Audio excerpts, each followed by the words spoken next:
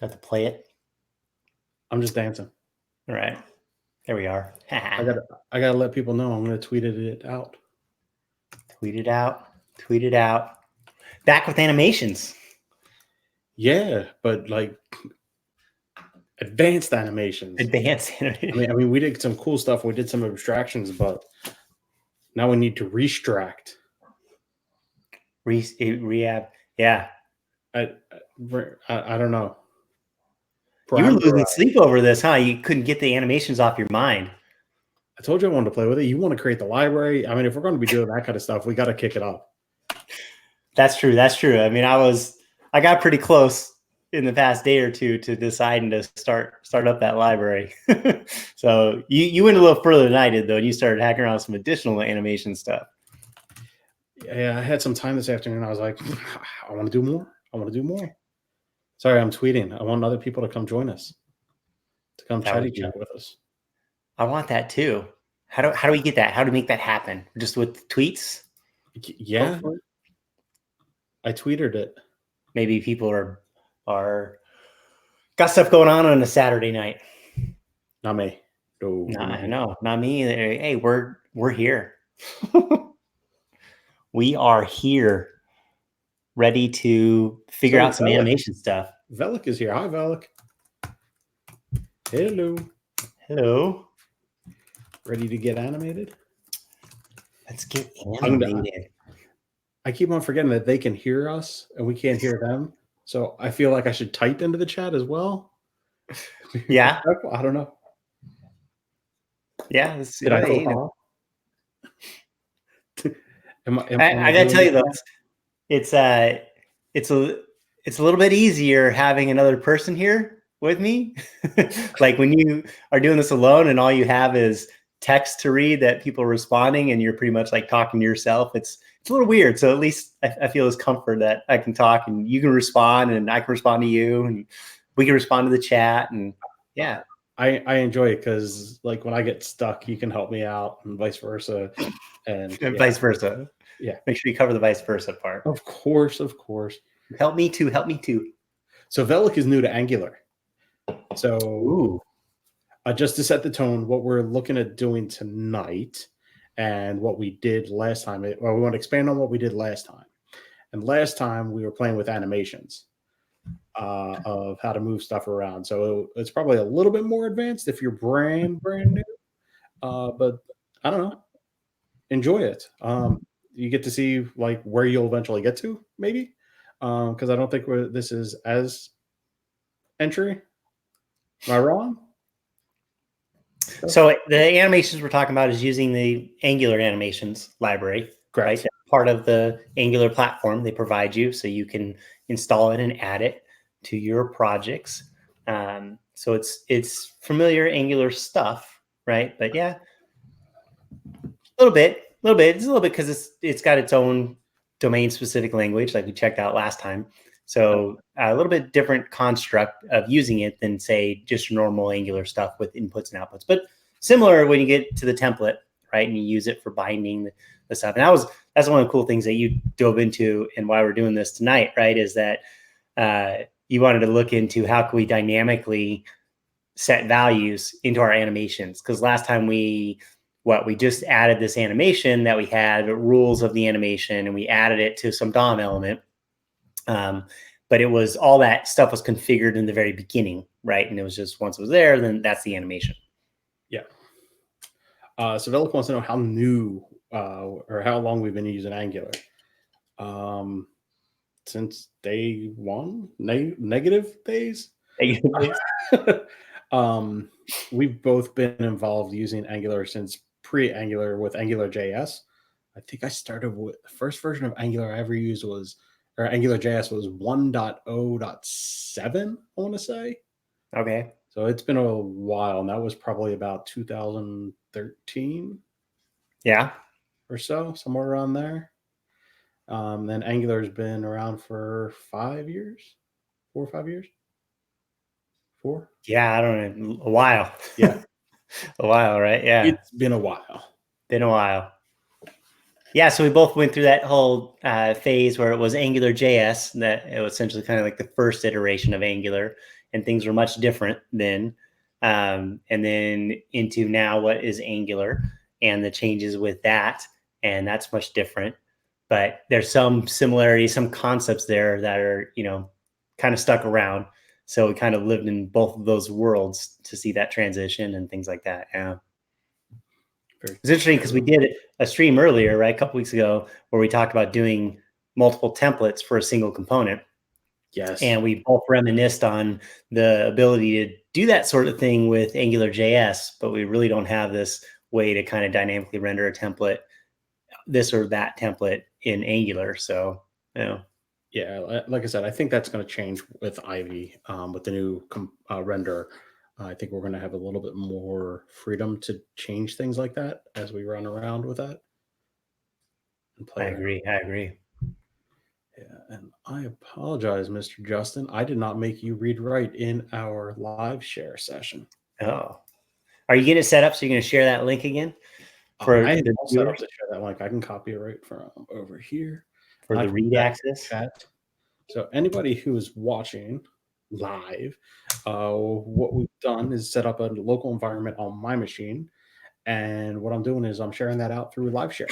It's read only, but you'll be able to browse through the code on your own machine just with the VS Code live share extension for VS Code, and just jump right in.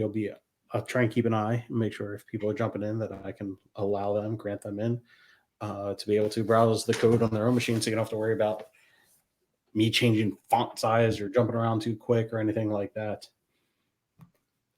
And with that, you can also make it editable, which I've done for Justin. So he can actually, from his machine in his editor, make changes, and you'll be able to see that reflected in my editor, which I'll be sharing soon enough on our stream.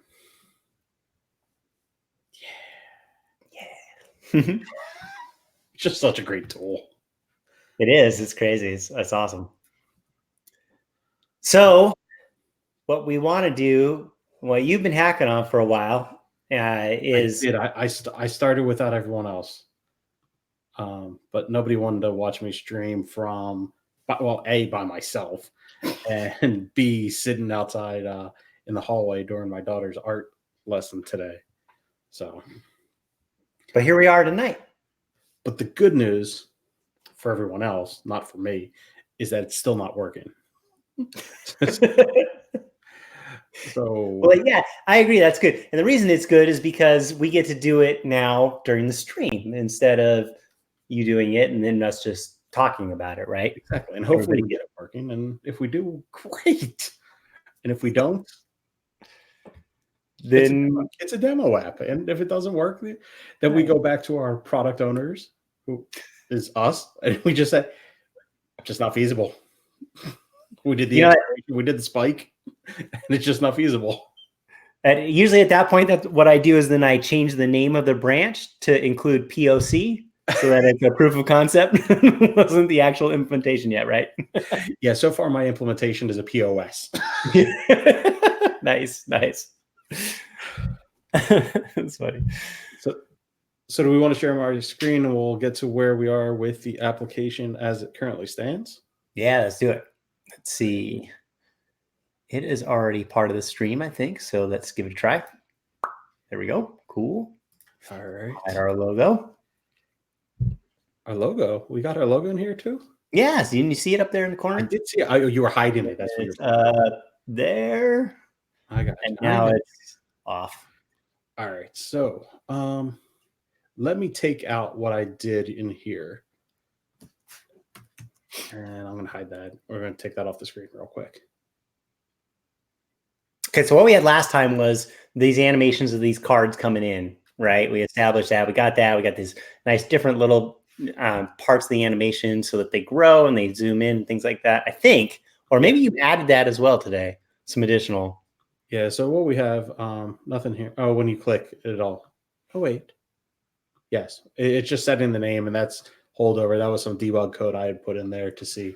So whenever you click on somebody, we know who that is.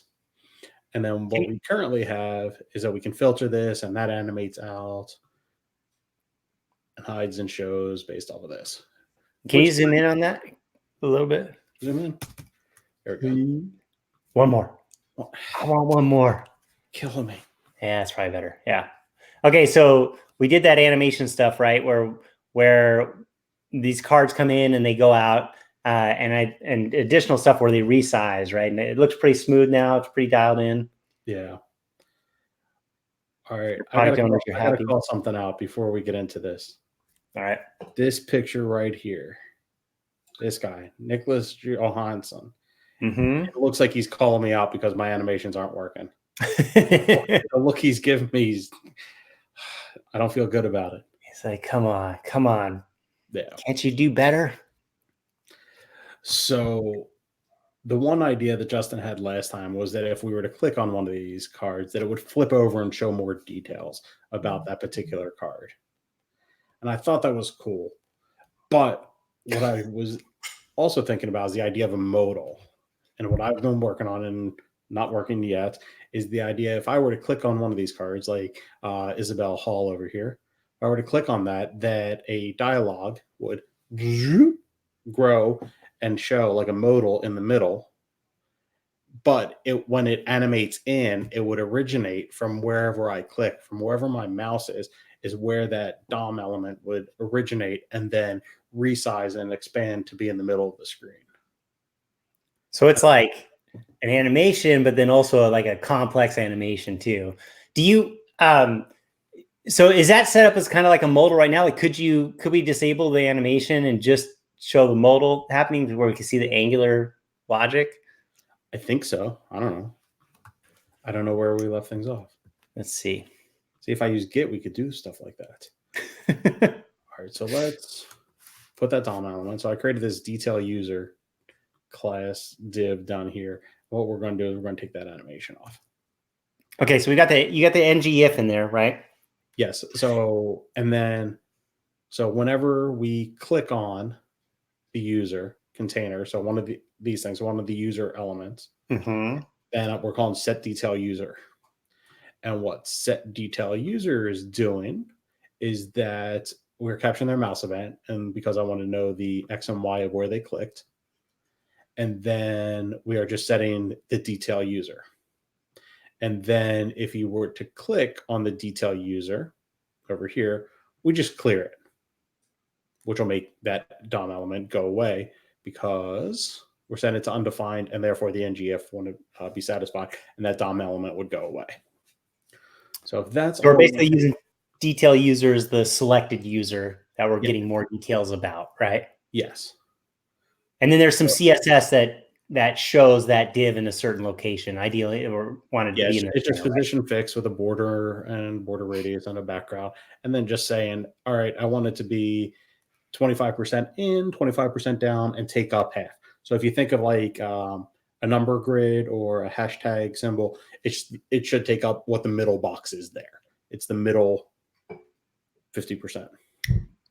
Right. So this is kind of like our modal experience, right? Minus, say, a background overlay of the entire screen, right? Correct. There's little display that's supposed to show up in the middle of the screen that shows more details about the selected user. And if you click on it, it goes away. Correct. No animations right now because you commented that out. And that's just the idea. So we want to take that with the basic Angular type of setup that we've done and apply animations to it. Yeah. So that's what we have. And we'll see that in that element, all we're showing is the same information, except we're showing a bigger picture. What I thought was a bigger picture. Oh, we could do that. Let's come in here and let's open that data service, the user service. And I'm using the medium picture, but it also comes with for a large picture. So let's map that as our big picture to use. And this way, when that data comes back from the server, we have three different options. We have a thumbnail, a medium picture, and a large picture. So here it should be a much larger picture. Look at that. Cool. Yeah. So Velik's asking, if a user clicks on multiple users, how do you take all the values at once and store it in an object with property array? So I think it'd be a mix, kind of a combo of some UI experience, right? Like correct. One interaction needs to be able to select users right? And then another interaction needs to be able to say, hey, I'm ready to look at all of them. So we could have like a checkbox with each one, or you could have something where as you click on each box, it marks it as selected.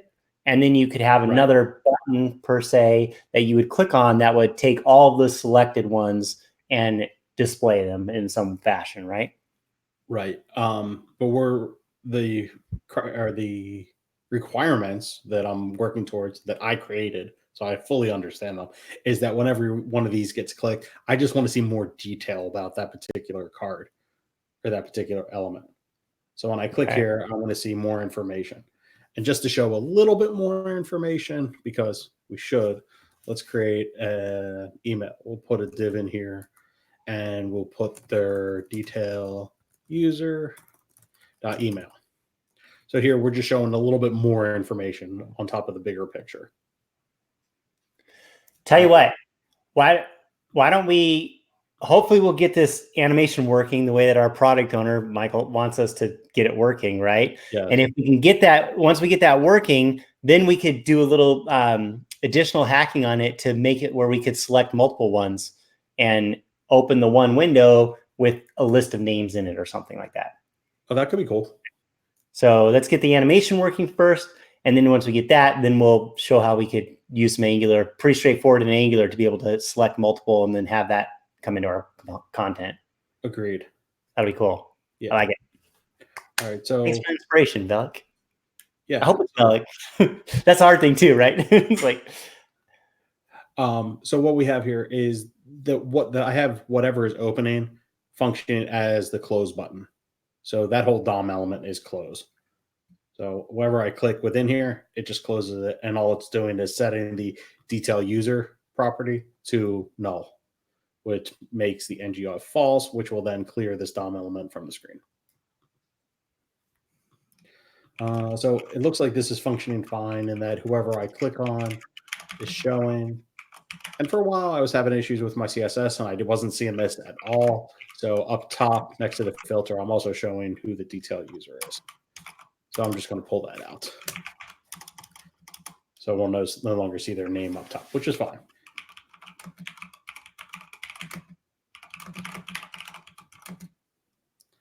Cool. So I guess we wanted to get back to trying having the animation that if I were to click here, that it would start to open like from there and expand out and scale out to be full size. But this way, it gives a little visual representation of, hey, this is the user's details that I'm going to see because it's going to originate from where the mouse is here. So if it was down here over Isabel or up here or over here, it would just originate from that mouse position.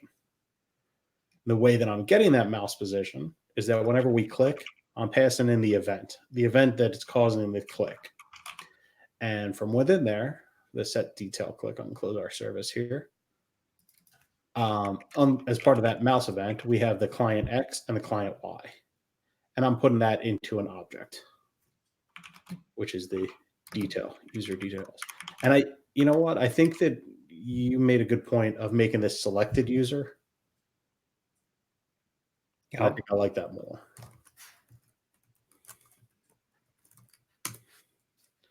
Yeah, and the naming. Yeah, we did a whole talk about that, huh? We did talk about that, I think maybe on our first stream or whatnot. But the power of naming things, right, in a descriptive manner. Oh, you're talking about our talk. That's right. An actual talk that we did in Angular Denver, right, of yes.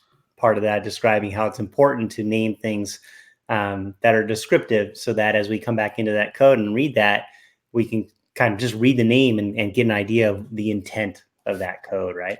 Exactly. So what we're going to do, I'm going to even change these method names to set the selected user and clear the selected user. I think that's a little bit clearer. Let's make sure I didn't break anything. I like that. Not that I haven't made changes and broken things before, but all right, that looks pretty good. Cool. And I'm telling you, this guy's calling me out. Look at that face. It's like, are you sure? Are you sure this is the animation that you want? Like, dude, I just appeared. I did not animate from where I came from. Nicholas. All right. How we doing? We good? Am I missing anything in the chat? No. No. Trying to get some tweets on here while we're doing this and Sweet. I appreciate that.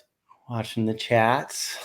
Anybody else that's here in the chat, if you sound off that you're here, we are sharing the code editor through LiveShare. If you wanted to join that way, just say, hey, I'm here and I'm interested, and I will repost that link, or Justin, one of the two of us.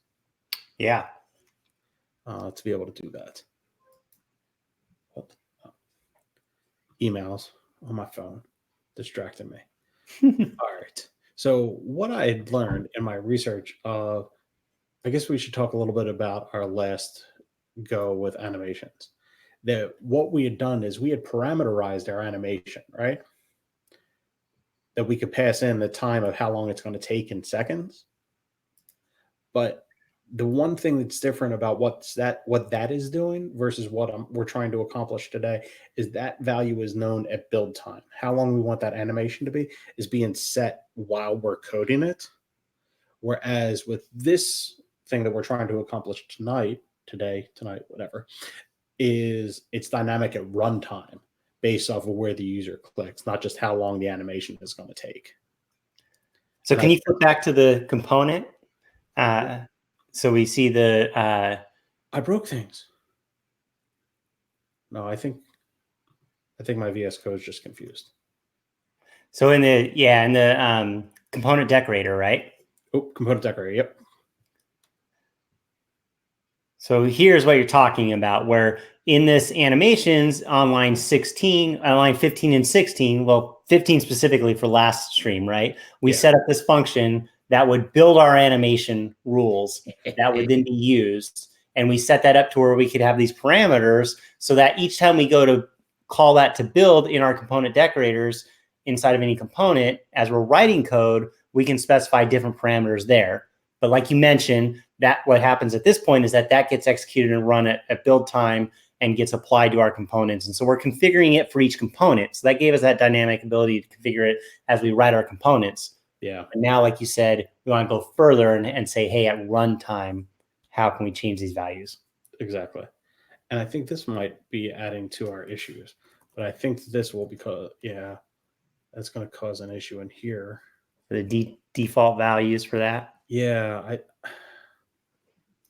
That in here, I don't think we necessarily want to pass those in, right? But here, then it doesn't know about them.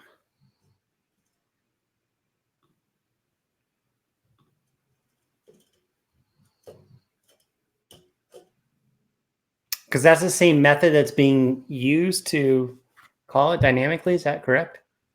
Yeah, or maybe we don't want to pass in these params at all at this point. And we want to allow those to be set at runtime only. All right, I should probably change that back from 10 seconds where I had that. I was going to say, that takes the longest time for the cards to come in. And you know what else we're going to have to do? I'm going to actually put the animation back on this domino. Oh, yeah. Yeah, so we have the basic, we've got basic Angular functionality working for that kind of overlay. Cool, right? Now we're like, how can we just add animation to it? Yeah. And where are we here? And I want to change this again too. We don't want it to be detail selected, it's going to be selected user details. Got that here. I'm going to set that back on the template. So that's what we want to bind to. And then on here, what was the name of the animation that we're using? User detail. User detail. That gets the at for the animations. All right. Do we fix it? It just works now, right? It's going to work. See. It's going to be like a 10-minute stream tonight. No. I mean, it looks like it's opening from a different location. That. That came from over here. You're just off. It's offset. I keep wanting to click off of the panel, off of the box to close it. I know it's backwards than what you're used to. Okay, so it's just starting in an. I think it's starting in an offset spot. Full screen here. I'm gonna refresh, and we're gonna start from within here. Yeah, that's weird. Are my X and Y's off?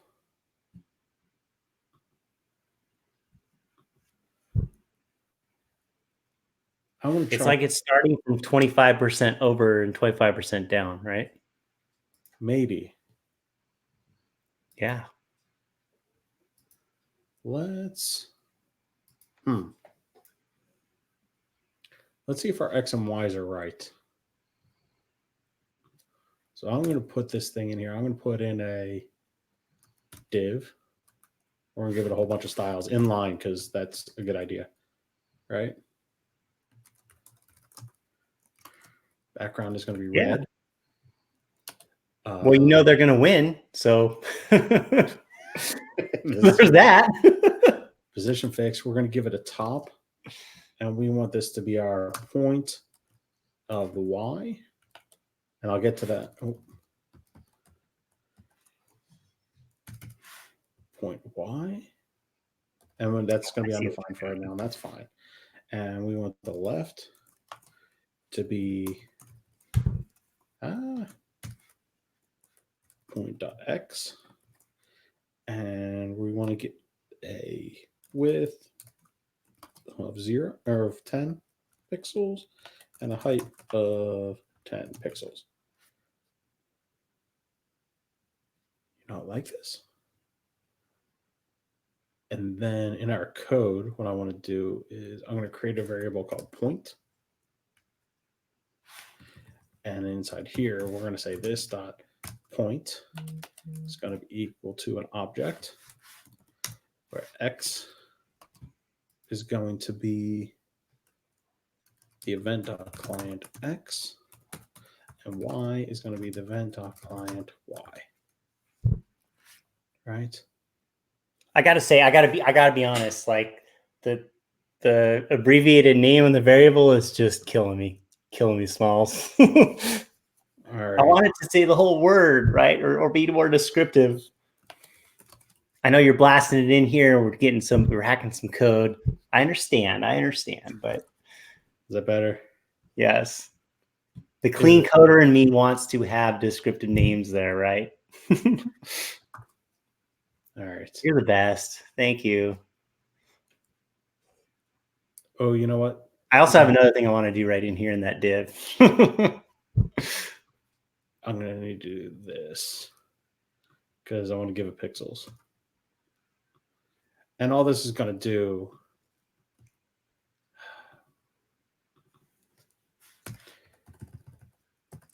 my types are off. All right. So now we should have our point. Where I don't see it here. Did I mess something up? Do we have some errors?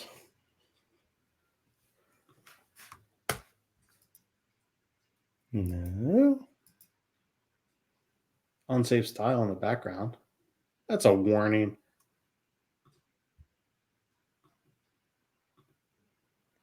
Width, height, fixed, top. Let's see if we can find it in our. Can I change something in this div? Hold on. Let me see if I can find this in here. I'm just gonna say you gave me right access. I'm gonna start changing it. Man, are you really? No, I'll be polite. It doesn't seem to be rendered. All right, go ahead. Well, inspect that. Oh yeah. Here, inspect it. Let's see. I'm not seeing anything to inspect. Well, inspect your card. Click on it. Yeah, right click on your card, inspect that, and then inspect the one beneath it and find out. Well, this is my card here, and it's this one here. It's got no style. That div ain't got no style. That's the problem. Need some style. What's Yeah. and we got some squigglies in here. What all right, can I play with the div now? Hands off. I'm good. Yeah, you rock and roll. All right. So I'm gonna go style dot top equals point dot y style dot bottom. Wait, no, left. Point x, right? Mm-hmm. And then I'm gonna remove these guys here. Does that look right? Yeah. All right, save that. I just don't trust those squigglies in there. There we go. All right, now we got our red box. So that should go to wherever we click. I like that red box. Right? That should be where we're growing from, but it's not. I agree. We might be off by 25% of the screen. I feel like something in our configuration of the animation. Yeah. It's taking that value I think we got some configuration in the animation wrong, right? Or not complete yet. I would agree with you. So let's look at the style for our animation here.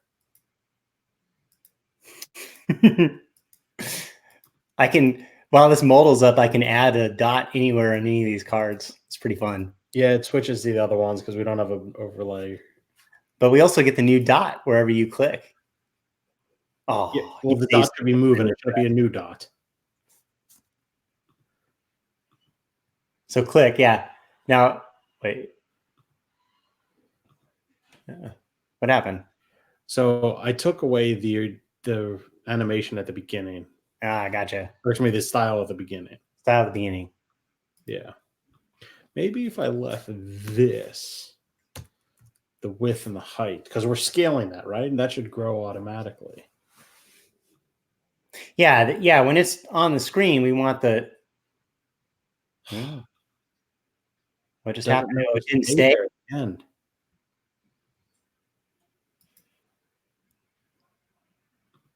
I thought when you specified an animation where you're animating to a particular state, that those values would persist at the end. Right?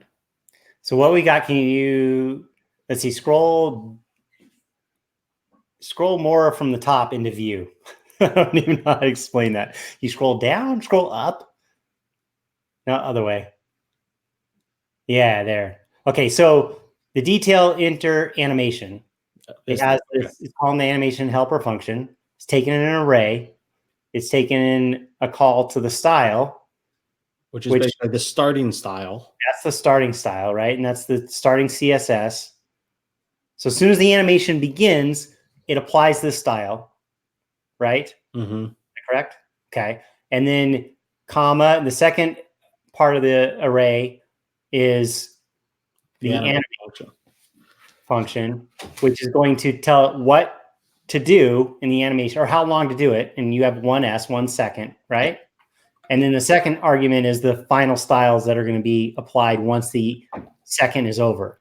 Correct? So basically, we're going to animate across 1 second from this style to this style. Mm-hmm.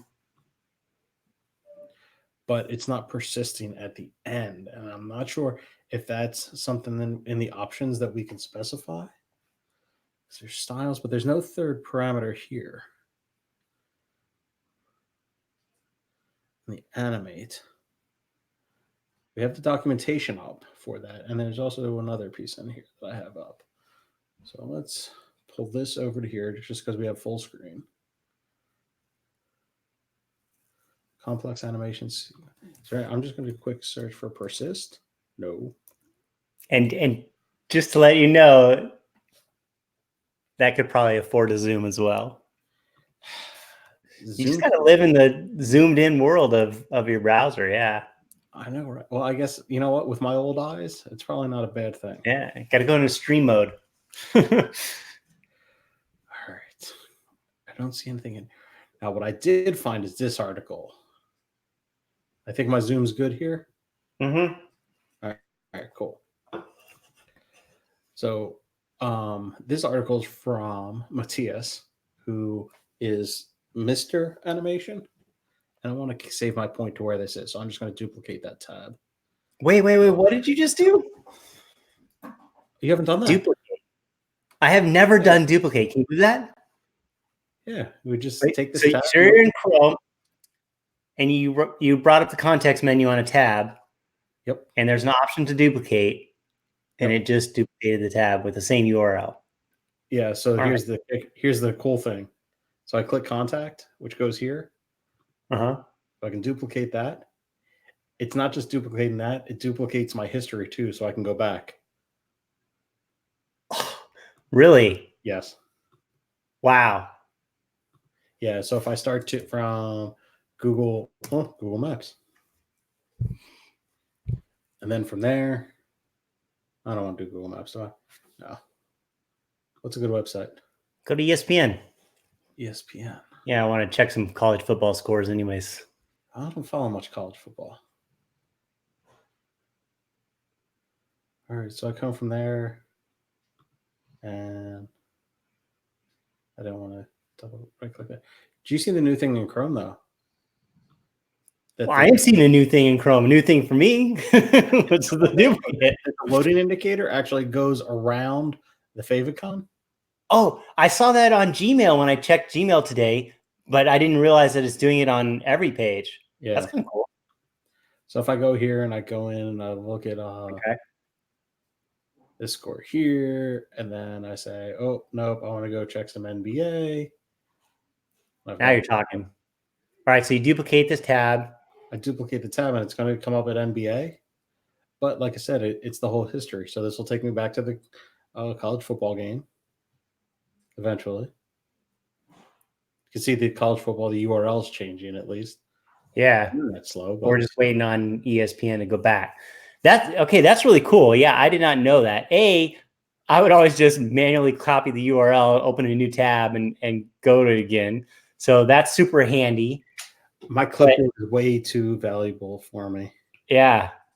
And then the other thing that I'm just starting to think about, how it can be really cool, is if I'm working on an app, right? Mm-hmm. And say I'm working on an Angular app with routing, and I pull up the app and I go like 3 routes deep, right? Yep. And then I say, oh, well, I want to see what go back looks like, but I want to keep the current one that I'm on. I could duplicate that tab, go back there, and then just look at those 2 tabs and see, keep my state of where I was at in terms of, Yeah, but just remember that it'll in an Angular app, if you make a change, you're still going to see the old one because of the live reload. It'll live reload both. Right, but they'll both live reload, right? Correct. Because duplicated the thing, yeah. So all right. I don't know. I think it's cool. That's cool. That's the one thing I'm taking away from this stream tonight is that hopefully I'll use it and not forget. Because that's the other thing is I always learn these things. Oh, that's a cool little trick, and then I forget to use it. And like displaying the table stuff in a console log. I know that's one of your favorites, and I gotta be honest. I can never remember when I remember it's cool, but I don't ever remember to use it. I wrote a blog post about that. What? I can't find me. Are you sure you wrote a blog post about it? Oh, I need an @ for yeah. There we go. Yeah. Browser console debugging tips for arrays, objects, and using groups and tables. Yeah. Console.log. What do I have? Groups. So you can see things as a group. What else? Multi-level groups, I believe. Yeah. And tables. Oh, my favorite is tables. What's that? So what was the URL for your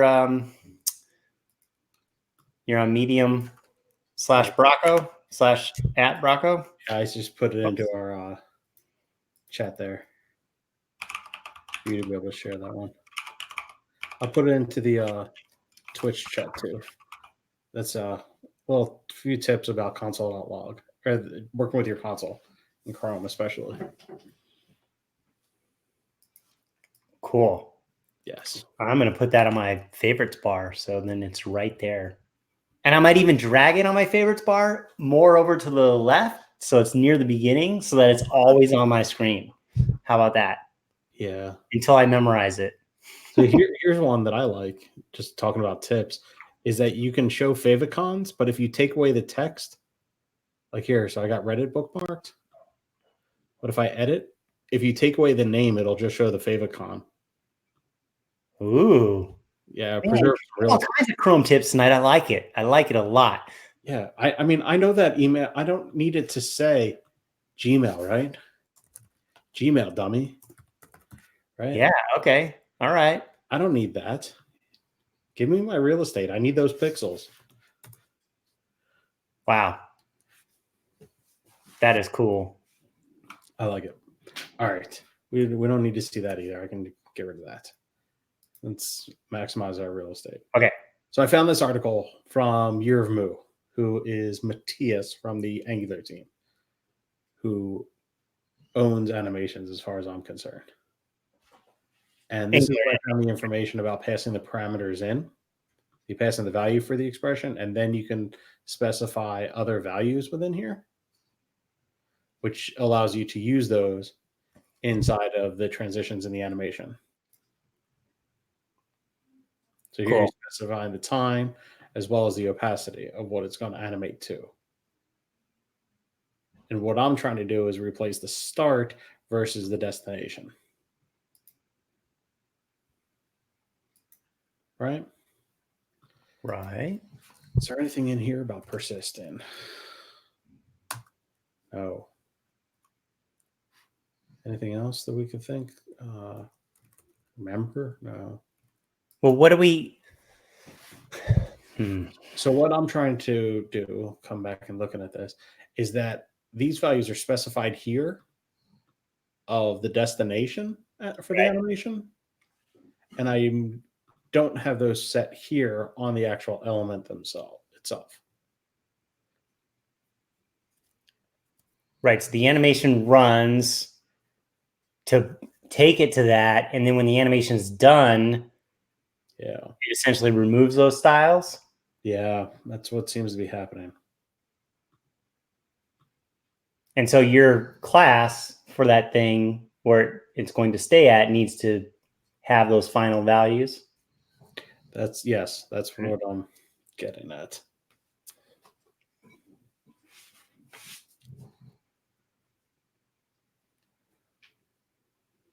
And I'm not sure the best way to make that happen.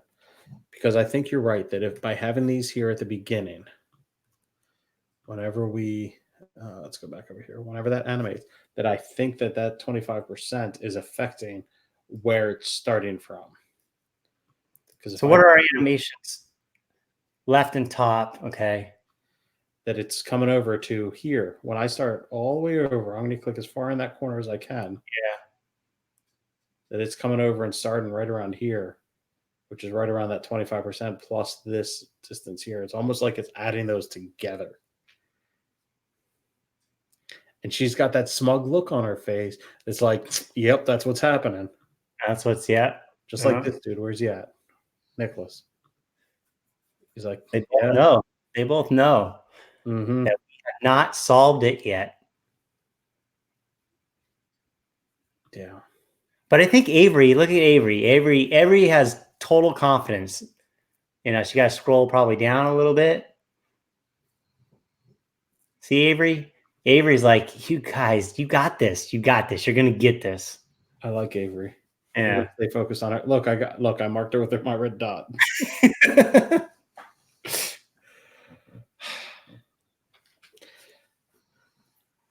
You should have used the thumbs up emoji instead of the red dot as the thing that shows up right there. See? This is why we work well together. Right. Or do stuff together. I mean, or work together, but yeah, maybe question productivity at times. I mean, you're always productive when you add emojis, right? Isn't that so. like a guaranteed thing? I think it. You know what? A wink? I got you, bro. Wait, So is I guess we don't need the height and width of it anymore, then, right? there audio? Can we add a MIDI where it's all? Oh, that would be nice. Yes. I got you, bro. Now see, wait, watch. Click. Oh, click somewhere to open it. Okay, now start clicking on cards without closing it, without clicking on the main card. Look, you can put your thumbs up anywhere. That's pretty fun, huh? We didn't put I told you we didn't put anything in the background to prevent those. I know. Clicks. I like it because then it's fun. Then you can just start moving the emojis around the screen. Yeah, except for they're not tied to where they are. They're based off of fixed. It's fixed. Ooh, that's cool. All right. All right. So no, it's not cool. It's not working. We're almost there. We're almost there. I think we got this. So what if in the animation, what if we were to change these to zeros? That's going to end at 0, right? I hope not. It'll. Let's see. What does Nicholas say? Yeah, see, it ends at 0, right? Yeah. That confirms that. I think that kind of confirms it, right? That the animation plays out, it finishes at the 25%, and then as soon as the animation is done, those styles get removed, and it goes to whatever the style is for your CSS class, right? Yeah. And then if you comment those out, same deal. It just goes to whatever the default value is for left and top. Yeah. Right? Is that correct? I think so.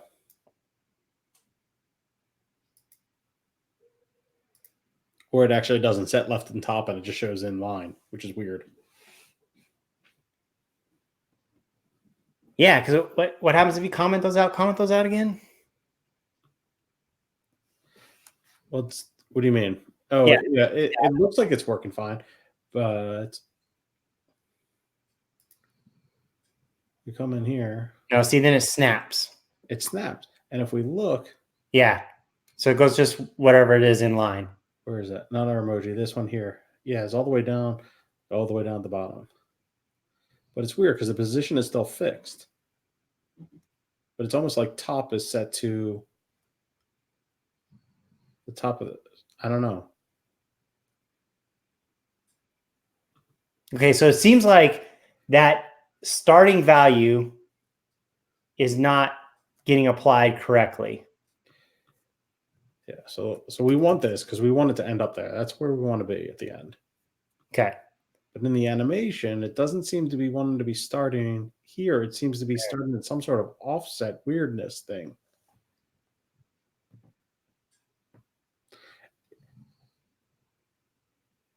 But here, let me turn off scaling. Okay. There's a possibility that left and top are just not animatable. Animatable. Oh, no, it looks like they are. Okay. No, they are. So that goes from the spot, right? Did that go from the spot that you clicked? Oh, look at that. That's what you want, right? Yeah. Wherever you click, it goes from there to the spot, to the final destination. I agree with that.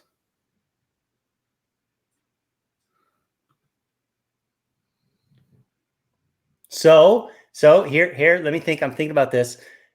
Maybe it is working. Well, how's it scaling up? You would think that it would scale starting at the point that you clicked at. Yes. So here, right. To get rid of that, let's bring those back and let's get rid of the moving.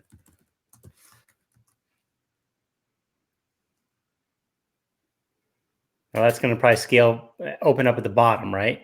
So you have to show the bottom. No. It's like Wait. it's in the middle, right? What? Yeah. Oh, yeah, because you added that style, the final destination style. Yeah, okay. That's right. All right. So that looks good. But maybe it's, instead of transforming the scale, maybe we start the width at 0 and go to whatever the width should be. And actually, we could do that here too, because star is another way to represent what should I be based off of my normal CSS. Right? Mm-hmm, mm-hmm.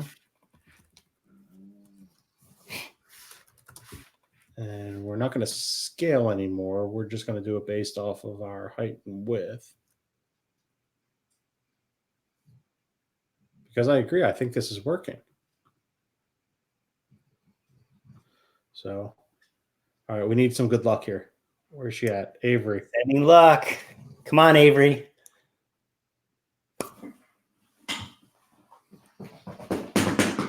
I think that worked.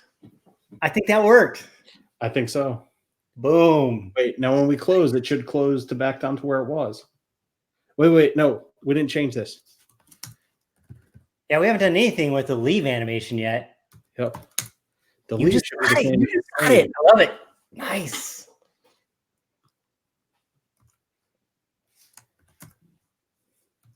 All right, so now it should leave back to where it was.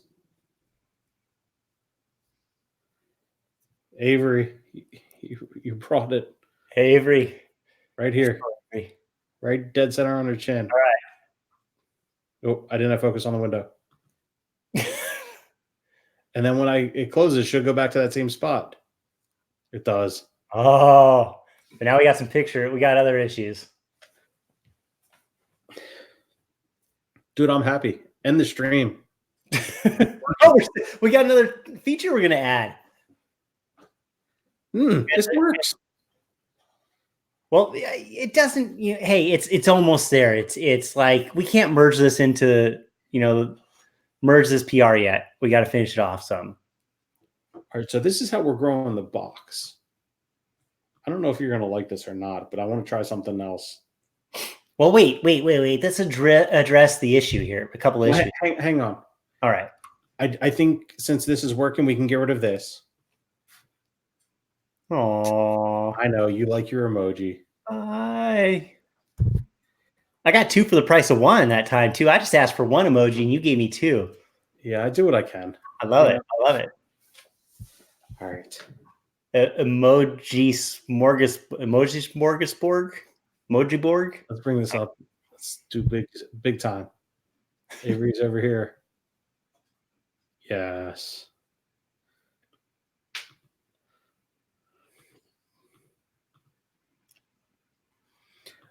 But everything in there's big the whole time. And that just appears. So what I'd like to do is find all the elements inside and scale those. So that's a responsive. Yeah, that's what I'm talking about, right? That's the issue that they're outside the box. But what I want to do is query. I want to do a child element to find everything inside of it. I'm going to say you're making that more complex than it needs to be. Go ahead. I think that it's just a responsive design scenario that you could solve that with CSS for that container. Okay. Let's do that then. So that we could write the CSS for that particular user detail container so that everything inside of that container will size down or not display or whatnot based on the width of that container, right? All right. I'm not going to do that. I'm not going to do star. So what do we have? We have the name, email, and this is going to be their image, right? Even then, I'm going to say that it's probably a little too complex, right? What's that? I'm going to say even now it's like getting a little too complex. Go ahead. I'll tell you what. You drive. All right. So this is what I'm thinking, right? I always kind of try and like start when I do my CSS, especially when I do my CSS, my HTML, I try and do it as minimal. Hold on. Oh. I'm following you. Okay. Okay. Well, now we're not in the right spot. Okay, here we go. Where are we at? Okay. So I usually like to start when I do my HTML and CSS, I always try and start as minimal as possible and build up from there only what I need. And if I can pull it off with as minimal as possible, I become a very happy camper because I want to keep my HTML and CSS as low in size as possible. And I like the challenge of trying to figure out, these solutions of how to, especially with CSS, like how to pull off CSS with minimal amount of stuff, right? Yeah. So I think when I look here and I go, okay, I've got this div, which is a container, right? And this is the thing that we have some CSS for. Is it highlighting right here? Let's see. Yep, I see it highlighted. All right, mine highlights every div, but anywho. Okay, so we really want to say, like, look, we want everything that's in here to respond to it. So as this thing gets wider or larger or whatever, those things move proportionally, right? But ultimately, I think what we really want to do, our first attempt at it, our first iteration can be, look, we don't want it to overflow out of that container, right? So could we start with a basic overflow, say we don't want it to overflow, so that as that container gets smaller, the things look like they just get clipped away, right? I'll give you that. So maybe from the most basic standpoint, first iteration, we could just do like an overflow. I forget what it is offhand, but I think it's maybe we could do like an overflow none, auto. I always forget. Handle. Let's just try some stuff. Responsive resizing. So you're talking about overflow. Hidden? Yeah. How about that? That sounds like a good place to start.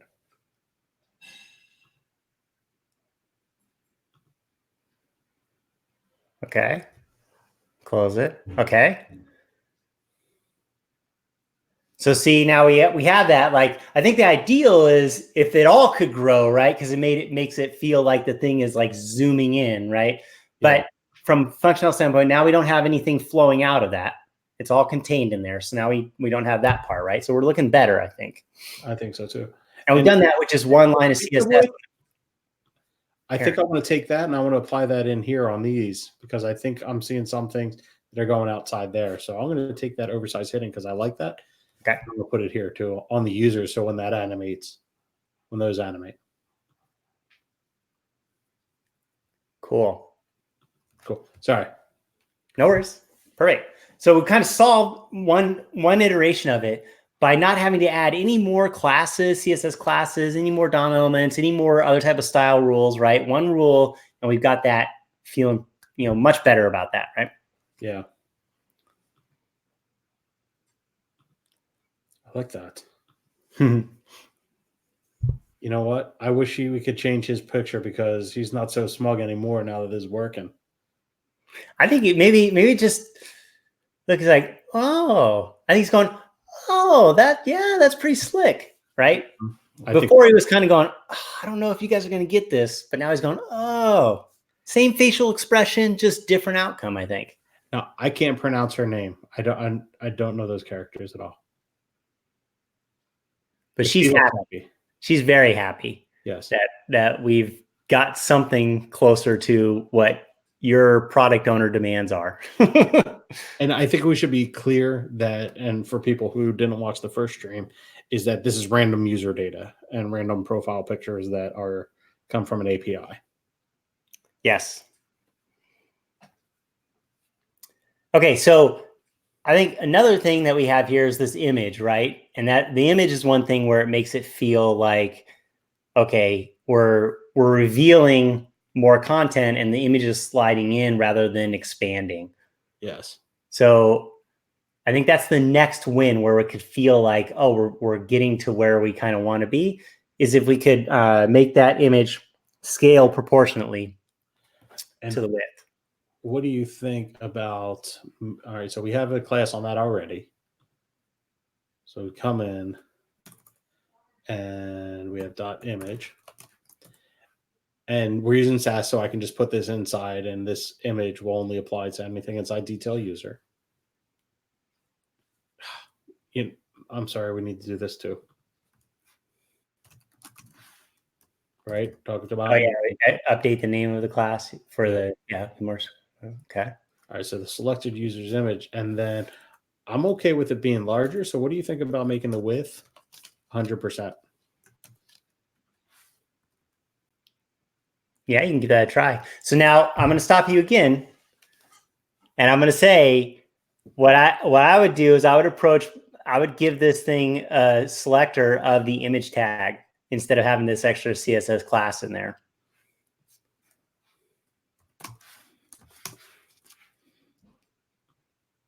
And the reason I would do that is because we're in Angular and we've got this emulated mode. Angular is going to help scope these CSS rules automatically to the content within our component, right? Mm-hmm. So we know we're not going to get any bleed from that image selector tag outside of our component. It's going to be specifically for here. And because I'm working with this HTML and I'm building in this component, I know inside of my selected user, or we know inside of our selected user element that we only have the one image element in there, right? And that's the one we want to apply to. I like to solve those things in that manner because we're in control of the HTML as well, right? These stylings are not going outside of the scope of the component. So it really has to do with this, and you're kind of working both of those, right? It's the same sort of way that I think about when I write component classes and backing class fields, and I use them in the template. They're related to each other. And so I can do the work along that side of that thing and know that, I feel comfortable with that. And then if the requirement comes in and I have another image element inside of this div, then I'll look at solving it at that point. Maybe it's going to be a class that I need to differentiate those two. Maybe it's the first child or something else in CSS that I can do. But it's one of the things that I love about Angular and the styling and the emulated mode that it does is I have this ability with CSS to have the scoped CSS for that particular component. And I can do something as simplify my CSS, right? And my markup, right? Because I don't need the CSS class in my markup anymore. So my markup becomes cleaner as well. And so I try and live by that ruling. I am digging that as well. So I made those changes. I saved it. I haven't clicked on anybody yet. So now the image should be a little bit more responsive and bigger. Okay, so now you said image 100%. So now that's going to responsively grow and shrink based on the container that it's in, right? The div that it's in. I want to take this real quick because it looks really nice. I want to just make it a little bit slower. So as of right now, these are taking 1 second. Okay. And that's the leave animation. So let's bump these both up to, say, 3 seconds. Just we can see what that looks like as it grows. And also it'll probably come across a little bit better across the stream too.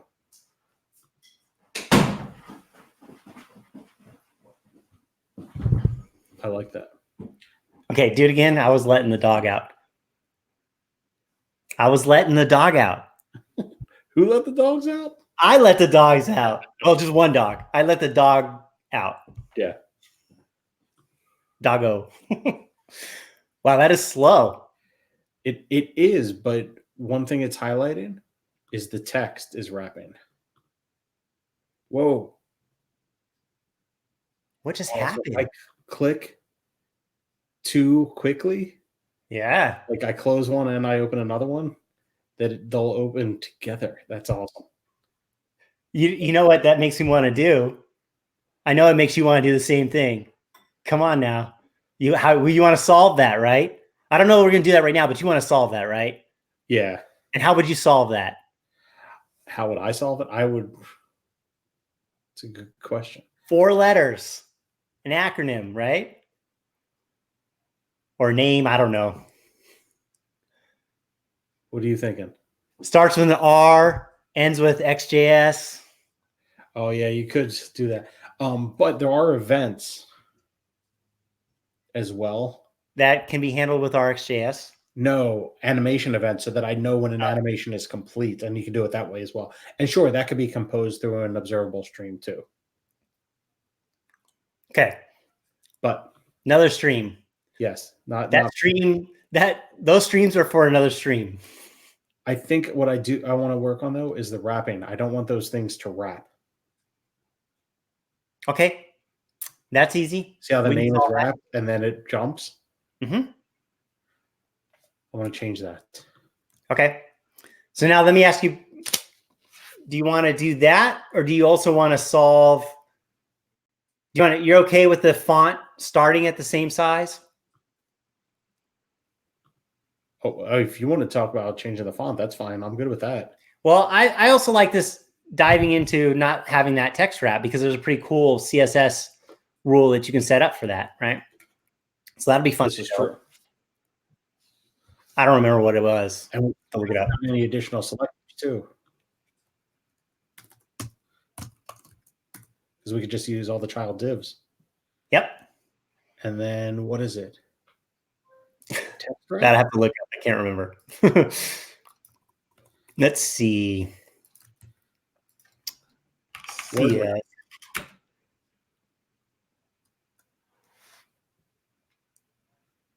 Break word, initial nonset. No, those aren't the things that I want. I wanted to not wrap. Yeah, it's something. Is it white space? White space, no wrap. No wrap. I think that's it.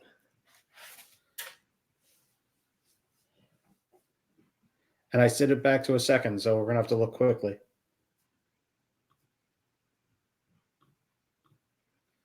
There we go. I think so, right? Yeah.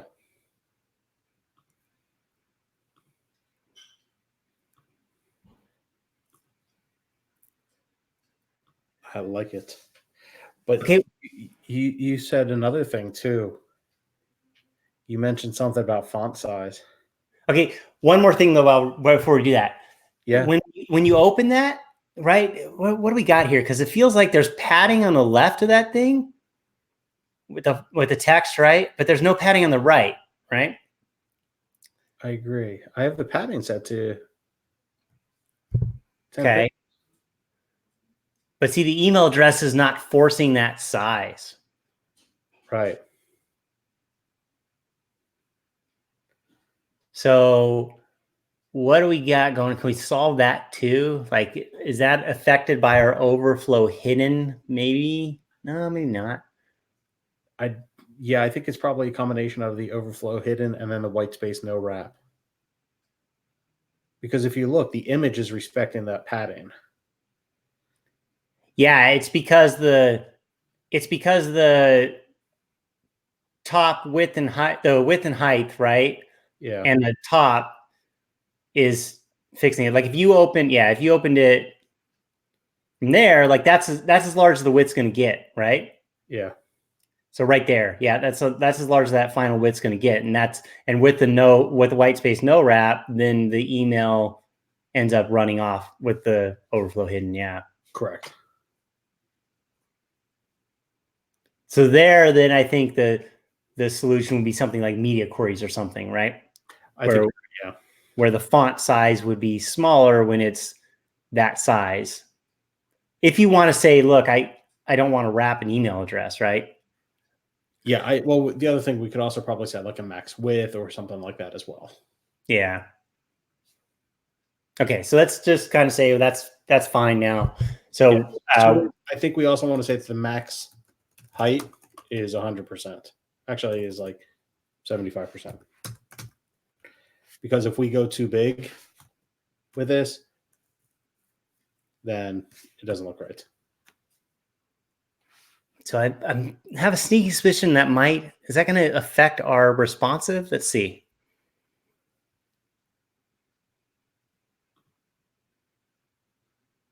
Yeah. See, I think one of the keys to doing the responsive type of growth on that image is to have the width change. Width be like 100%, but your height has to be left alone. It's auto. Otherwise, you get scaling issues. Like you see, it gets, yeah. I agree.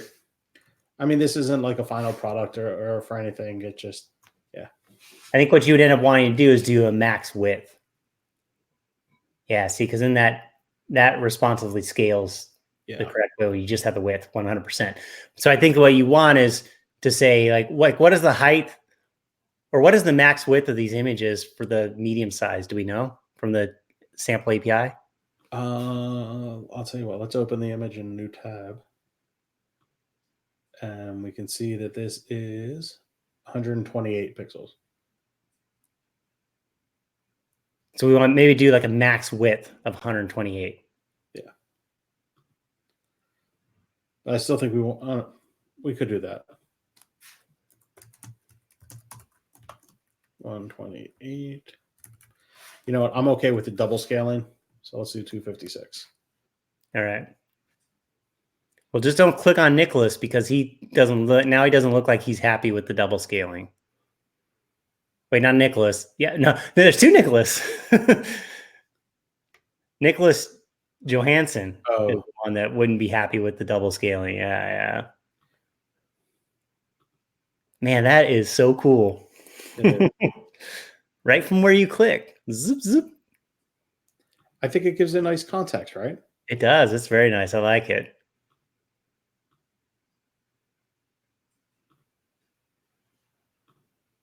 That is cool. Okay. Yeah. You want to play with some font? Yeah. But then I don't want to forget what Velik asked for as well. Yes. Because as of right now, I consider the stream to be a success. We got working what we wanted to get working. I agree. I'm stoked. Everybody's quiet in our chat. I know. I think they're in awe that it worked. They're probably like, "Oh, come on! Took you an hour and 15 minutes to get here. We all know this." I don't know. All right, I'm going to leave Avery up on screen because she's happy. She's thrilled. Okay. All right, font sizes. What do you want to play with? So font. So could we? Sorry. Could we?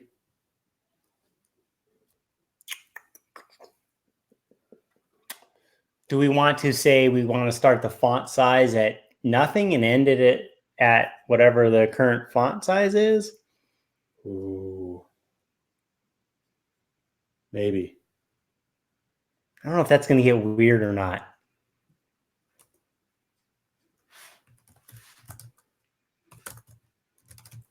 Whoa, what's a Fong? Fong. One rem. Is that right? We at rems? Because I didn't change that at all. Mm-hmm. All right.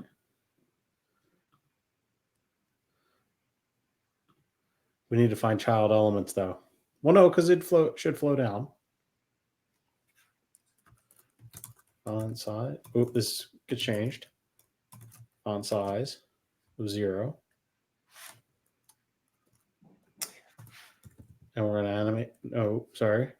Other ones. That one just star, right? Oh, yeah. Good call, star. Thank you. And this is font size of 0. Okay. Now back in your CSS or Sass file. Let's remove that and move that up to the parent div. Good call. All right. Is that good? Sure. Let's see what it does. Oh. Oh, we got to animate it out though, right? This is true, yes. So on the way out, we need to say that font size goes all the way back down to 0. Let's get rid of our commented code while we're in here.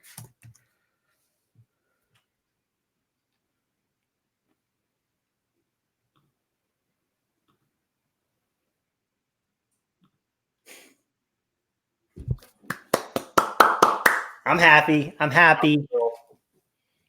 It's essentially like taking an image of that block and resizing the image and strengthen the image, right? Yeah, but we've done it all with CSS. I wanted to have happen with scale, but we've done it now with just raw CSS and not having to animate a whole lot. Right. Now, some of the things I think about when I look at this animation is going, okay, well, now I've got style. Now we've got styling in our animation rules, right? In this code. What could we do to extrapolate that out of there so that lives in the CSS and only the dynamic value lives in that animation? Like, could we say, here's the starting CSS class rules, and here's the ending CSS class rules, and transition from this CSS class to that? But all of our destinations are stars, so we could change those to be whatever we wanted. It is. Yeah, you're right. And I agree. The text big. We're good. I mean, we've changed nothing in terms of where it needs to get to. It's true. But we had to add font in there, right? We had to add font to our animation in order to pull that off. So I'm wondering, is there a way to not have to add? But I don't know. Maybe there's, I don't know. I don't think there is, because we want that value to animate. So we know that we need to change that. But we solved the image without it. We didn't have to add the image to the animation. We solved that without it. Is it just the fact that we're dealing with the font size that we can't solve it? I think so. If we were to set a height on each of those divs and set the font size to be 100%, I don't know. Or the font height, I don't know if that's a thing. Or line height or something could. Because if you look at it, this is responsive based off of a percentage. That's what's making that work. Right. If we could potentially get the font to work based off of a percentage, I think we'd be okay. But because it's a distinct value, I think that's why it's not. Right. We had to add it in. Line height, is there maybe, can line height? And it won't really like, no, it won't. Well, let's line height percentage. How about CSS responsive font size without media query? Yeah. Well, let's try that. Let's try a line height of 100%, and we'll get rid of anything in here. I mean, I'm making that, just to be clear, like I'm making that up. Like, I don't know if line height can take a percentage. We'll see. Click in here. No, it doesn't like that.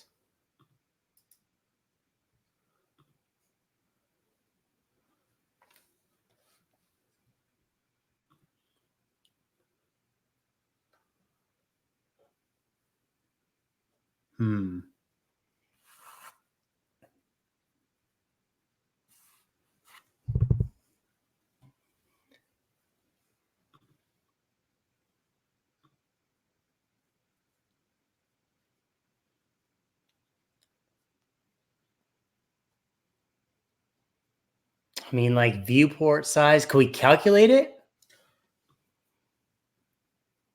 Nope. You just got to animate the fonts. Really? Are you just? Yeah. I bet. What about if we calculate it? Can we think about a solution with calculating it? No. Why you say no? Like it without the line. Thinking about it? What? You're just saying no without even thinking about it. Yeah. What about the viewport with height? Can that play into it any? I don't want to make the font size dependent upon a percentage of what it's being displayed in. I don't think that's the right choice. I don't.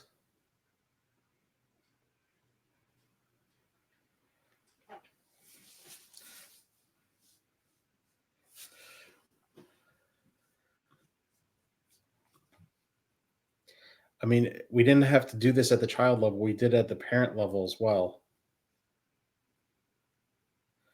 And if we wanted the name to be bigger than the rest, I think we'd have to add a class here. Right?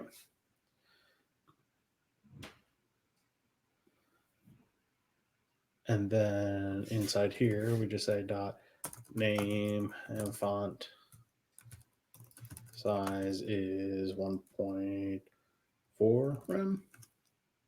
Oop. Gotta save everything. I don't think it got everything when I did that. Let me refresh. Ooh. Because it's overriding that.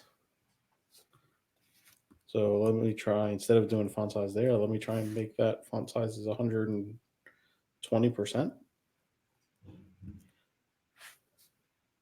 To make it 20% bigger.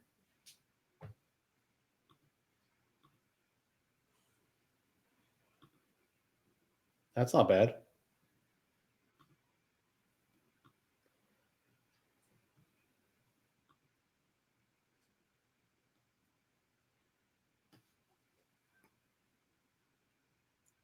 You're not happy, are you?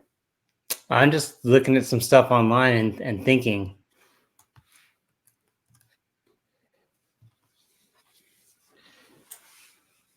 To me, I'm okay with explicitly having to do that.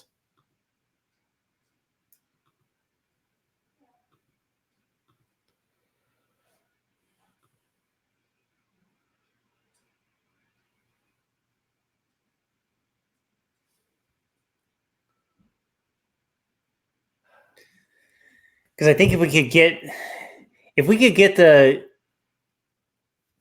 container height, which I feel like that we can't do that in CSS. We can get the viewport width and viewport height, but that's for your viewport for the tab in the browser that you have open, right? Yeah, that's the full height. Or whatever, if it's an iframe, whatever it is, right? But we can't get this height. The height. Yeah. And if we could use the calc function inside of CSS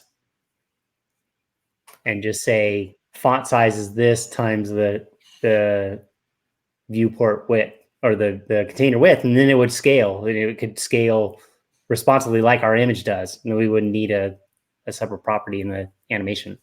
I don't disagree with you, but I still feel that animating the font size is a good solution.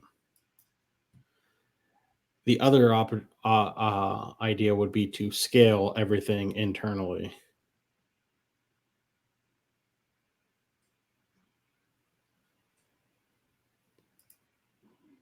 Well, I think what we got is cool. I think it's good, right? So Ship it. What? Wait. We need to get it. Right? Let's open a new tab. It is working. Love my alias. Animating from the source element. Boom.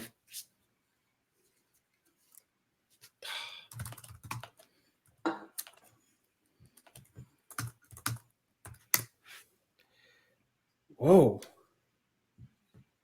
It didn't like that. What just happened? I saw that in my terminal too. I see your terminal running in my terminal. I blame you. I don't know. That's weird. What does that even mean? I'm gonna look away while you fix that.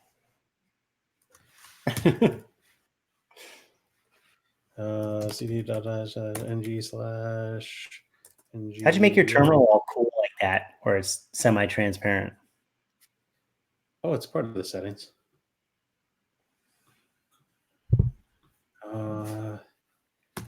Keep on getting me distracted here from doing what I was doing. Come in here, no background, color and effects. Where is it? Window? Somewhere in here. I don't know. Text tab. That was on their window. Text tab. No. Advanced? No. Text. No background image. No. Color and effects. Colors. Opacity. 90%.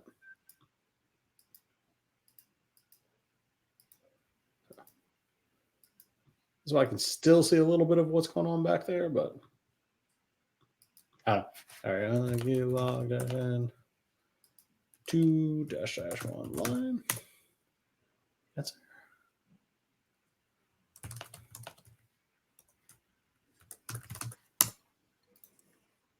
Wow.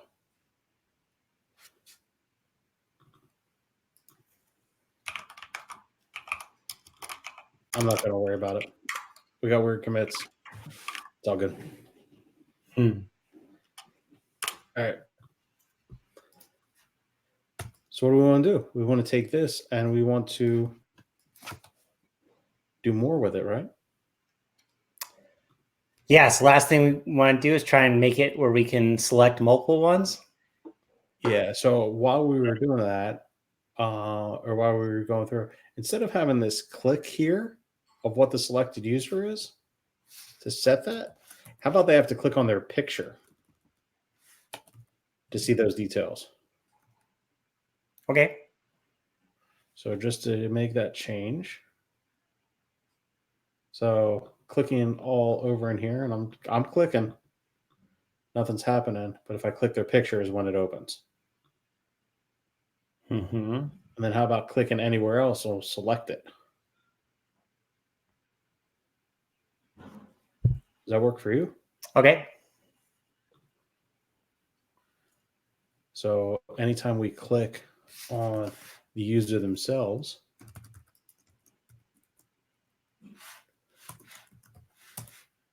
we want to select the user, mark selected, toggle selected. Right? Does that work for you? Yeah, let me think.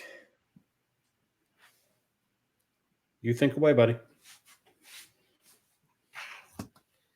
Yeah, let's do that. You sure? You good? Yeah. All right. So I'm going to do that. And then in here on our component class, we're going to handle that event. The problem is our users here, that's an observable. We're going to have to combine some additional stuff in here. We're going to need a subject for a selected toggle.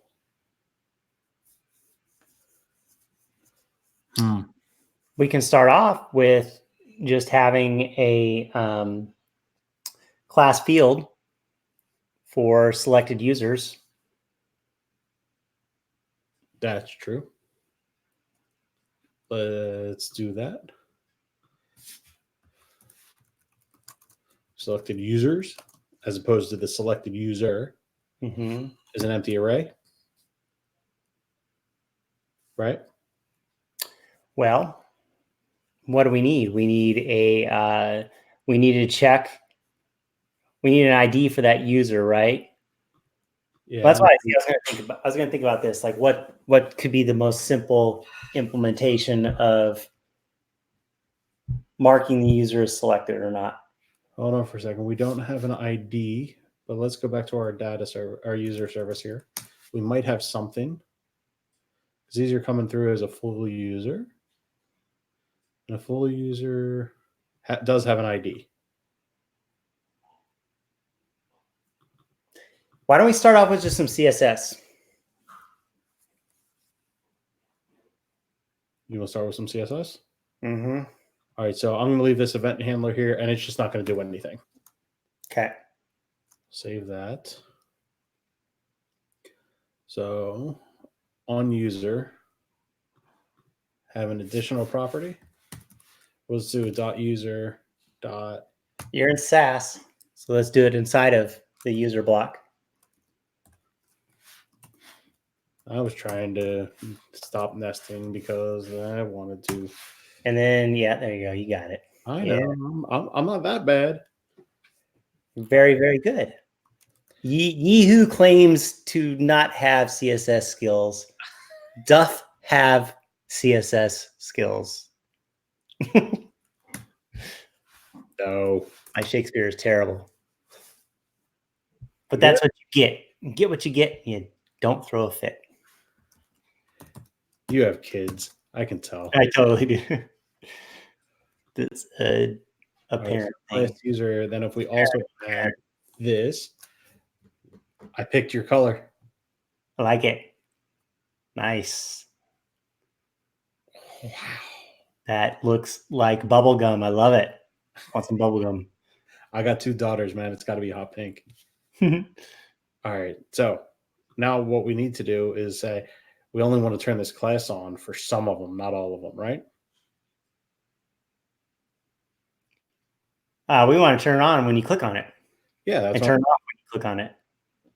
So what we need to do, here, let me collapse a few things here. Let's get rid of this. We don't need that. We don't need this. This way we're just looking at a few less things. So this toggle selected, we want to be able to control whether or not it's in here. But in order to do that, I agree with the idea of an ID. You want to drive this based off of ID? No, I want to do just straight CSS. Or you just want to add the class to that DOM element? Yep. Oh. So you don't want to, let me get this straight. You don't want to necessarily pass in the user. You want to pass in this DOM element? That could work. All right, we could do that. So if we're toggling that, we need a reference to it though, right? We do. Please. So create a template reference variable? Yeah. I'm just going to call you user ref. Sure. And then we're just going to pass that in. So this is actually going to be an HTML element inside of here. So we're not going to use that apparently. Justin doesn't want to. So we're going to call this our element. And this is an HTML element. I mean, we know right now it's an HTML div element, right? But we probably want to be flexible where if we change it from a div to something else, right? Any element has classes, and we can do that. Yeah. So e dot class list. So let me just say const is selected as if the e dot class list dot contains. And what did we use? Do you remember? Is selected. And I'm going to turn this off for all of them. Let's say const. You like how I did a more complete variable name there for you, buddy? I do. I like that.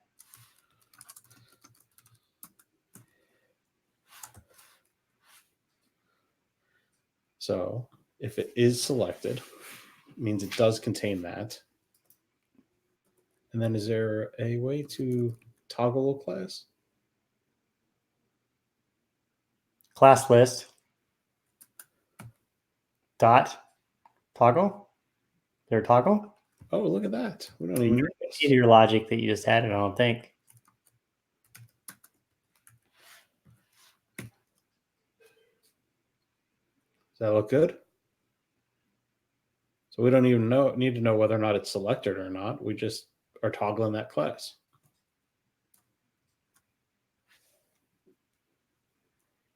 So there's pros and cons to do that. It depends on what the objective is of marking these. So if I click one of these, it toggles that class. Okay, click on again. Okay. Okay, now do this. Take that line 63, change it to not use select a class name. Get the string in there instead, right? All right. Okay, now take that line 61 and let's put that in the template. Okay. So we need just that. So whenever you click, oops, sorry, this one here, we don't want to call that. We just want to do this. Okay, let's see if that works. All right, so we don't have the click handler anymore, or we're not using the click handler. We're just inlining it inside the template and calling that.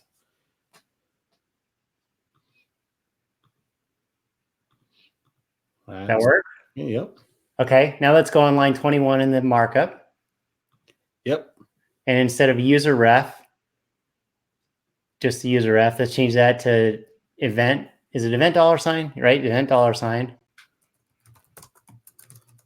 Or $ event dot target. Yeah. How about that? Does that work? We'll see, because I got rid of the template reference variable. And it does. Because that target is the same reference to the same div. And we are getting the class list and we're toggling that particular class. I'm a big fan. I really like solving stuff in the markup like this. The ability to do this without having that stuff done in the class. I feel like there's kind of maybe two camps on that, or two ways, probably a lot of ways of thinking, right? But the question being like, do you want that logic in your component class because it's kind of like operational business logic, or do you want it in the template? I think, because I see what you've done and I don't disagree with it. Obviously it works. I think it goes down to your requirements of why do you need to know if it's selected, right? If it's because you need to do something else in this view to be able to save a particular list, or maybe instead of just coloring them, it's maybe marking a star on here that appears to say, hey, this is a favorite. Not so much just selected, that would maybe need to be persisted, or a list of those. So I select these and then I need to say save or create group or something like that. Then you need that extra data. So that would be an argument against just marking classes for styling. Why, you look to be laughing? What's going on? No, I'm just smiling because I have an answer for that, right? I have the next stage here that I think is hopefully will come together pretty cool. Okay. But yeah, I think it's like things I kind of think about is going, okay, well, do I need to reuse that logical functionality, right? If I'm going to call the same thing in more than one place, maybe I want to now move it into a class method that I can call repeatedly that does the same logic or something like that. Yeah. But I always like to start, the same sort of thing I talked about earlier, like start like as simple as possible, as clean as possible, and then build up from there. And I really like being able to solve stuff with Angular in my markup, right? Because then my component class can become even thinner and cleaner if I can solve it. It's kind of like when you have a output, right, and the event emitter, and you call .emit on that thing from a click inside of your markup instead of a proxy method right inside of your class. Until you need to do extra stuff, you can just simply call it right from your template. Yeah, and I get what you're saying. There's part of me that likes that and part of me that doesn't. The testability is what gets me. So I would say, if you're testing, what are you testing? Are you if you're testing a click in the markup, then you're testing the markup, right? Which is where this stuff lives. I mean, if you had actions, you said, look, when I click this div, I want to know that logic A, B, and C runs, then yes, that logic would live in your component, and that's where you would track and test it, right? But if there's no logic really that's running there, this is simply applying a CSS class, which is, in this case, HTML stuff, right? It's doing HTML things. But I can, I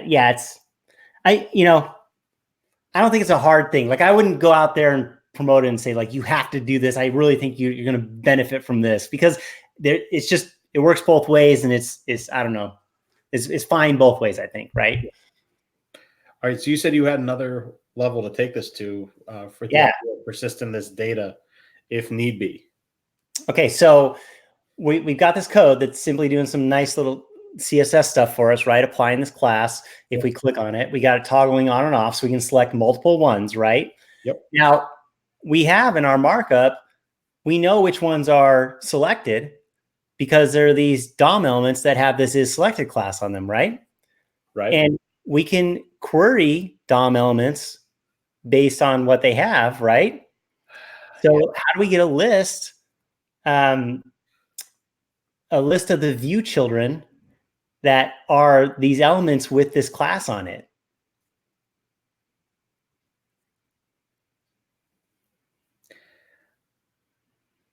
All right. So if we were to say get those view elements through view children, excuse me,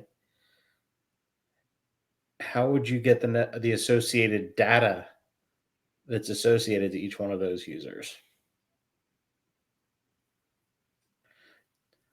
Sure, I'd have the DOM elements at that point, but I have nothing to associate that DOM element to a specific user. Right.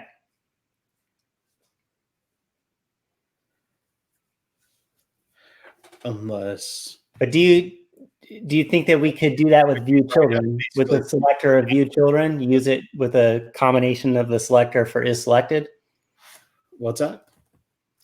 So first off, do you think we could use view children, the view children decorator, plural, right? Yeah. With the selector being the div elements that have the is selected class on them to dynamically get a list of the view children of all the divs that are in the view that have is selected, or maybe any element that has the is selected class on it. Yeah. So let's do this here. Let's say button and let's say get selected, right? Mm-hmm. And I'm just going to put a click handler here. And this is just a way to be able to test that logic, right? Right. Get selected users. Nothing from within here. Cool. Inside of our component, we're going to have a get selected. Did I call that users? Yes. Users is right here. Console.log. Drum roll. Console.log. The users are. Okay. And you're talking about saying at view children. And then we can pass in a selector. Right. And then we're going to call that selected users. Yeah. And I like to make that private because I'm only going to use it in the class. I think it's after the decorator, but before the name. Yeah. And we need to pass the second. Move it. What's up? This is saying that we're not using it. And yeah, let's get rid of that. Okay. And What version of Angular are we running in this project? that's a good question. I can look. I don't know why I asked. I can look.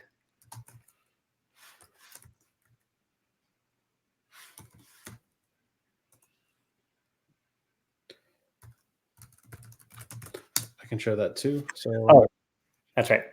I was thinking of, I think view child needs that static true or false, but I think view children doesn't. we'll put because view children is dynamic, right? Yeah. I think it's just the view child that comes into play with that. Yeah, I think you're right. What does it say? It's That's just a temporary thing for 8 until we get to 9, or until we get Ivy, I think is what the scenario is. Okay, so we don't need to just read. So, yeah. Okay, cool. Do you remember what the read does? I don't. I always forget what it does, and I've used it, and then I forget what it does offhand. And let's go look. View children. True to read a different token from the queried elements.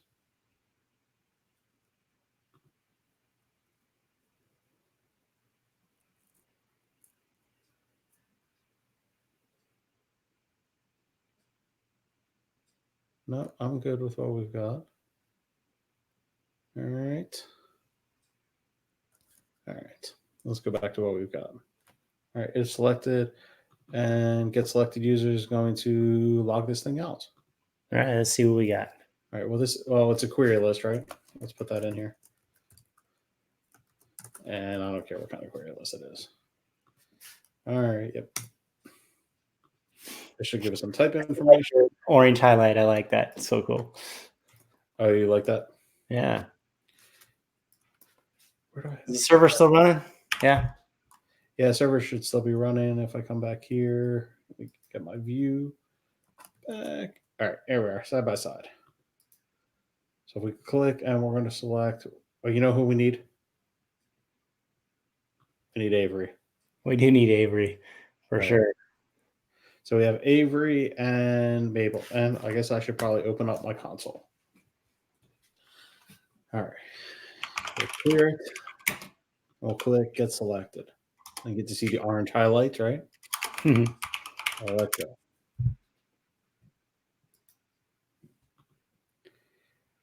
It's not dirty. Changes. Length is 0. It is. So what do we got here? I feel like probably in our selector. Hold on.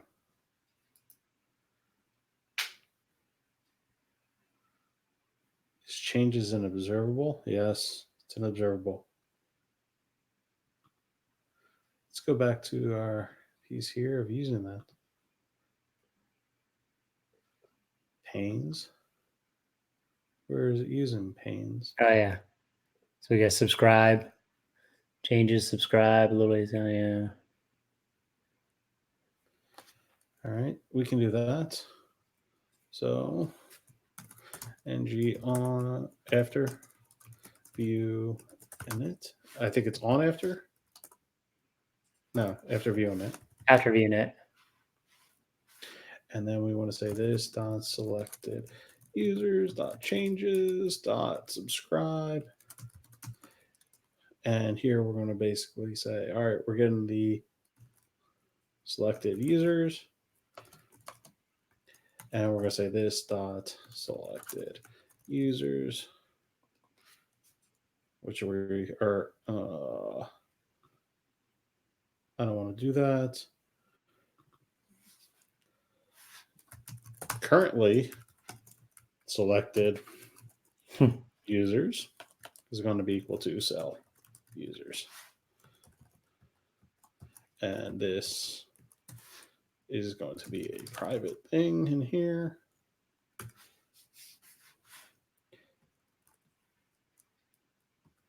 And we're just going to disable that TSLint rule, and then we're good. What are you complaining about? Okay. And then down here, we actually want to log out the currently selected users. So what we did is we're getting everything based off of what is selected, and that's using that as the view children. And then whenever that changes, we're subscribing to know about what those changes are. And we're taking that selected users and just putting it into a variable here. And so our currently selected user is here. And does that look good to you? Uh-huh. Let's try that out. All right. So we're running. I got to tell you, I don't feel like scrolling down. All right. We got just Avery. We'll do Avery and Mabel. Get selected. We still have a query list here. I saved that, didn't I?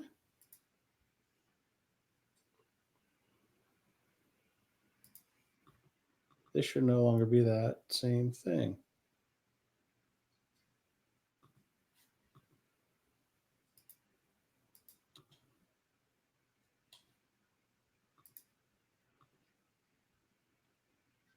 Am I doing something strange?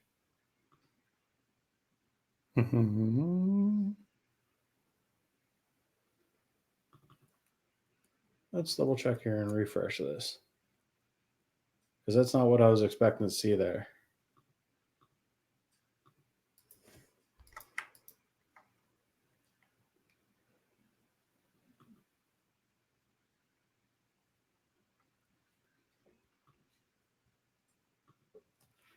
Is that what you were expecting there, Justin? No, but what the We're on console log here. And changed. And let's put in the select the users. I was not expecting to get a query list there. Now, I haven't used view children before, or at least not in a long time.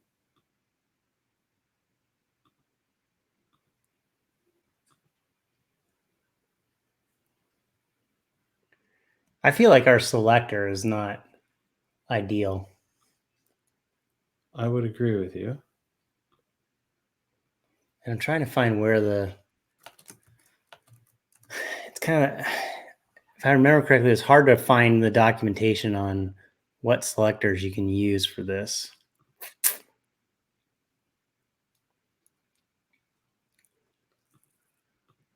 Because like in the example, it shows that. By the way, this is happening twice before I do anything. So if I just refresh without touching anything, hands off the keyboard, we get 2 changes. Whenever I click, I'm not getting anything in here. Yeah. See, I don't think it's I don't think our selector's matching. Ooh, that caused it to fire.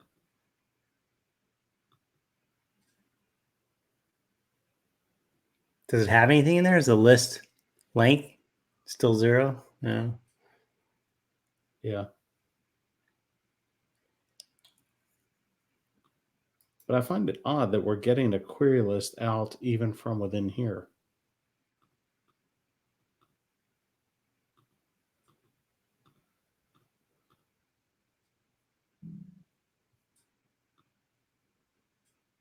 So yeah, I think every time I've used it, it's trying to find a component.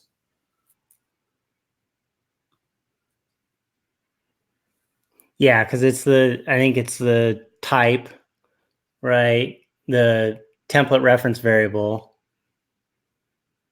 service. Yeah, it says the directive type or the name used for querying. Yeah. Yeah, I don't think that we can use like the CSS selector on it. I would tend to agree with you.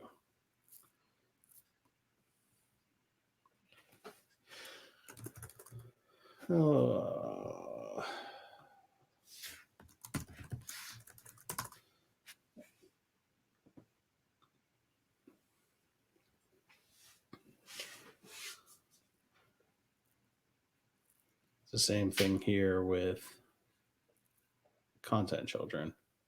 Yeah.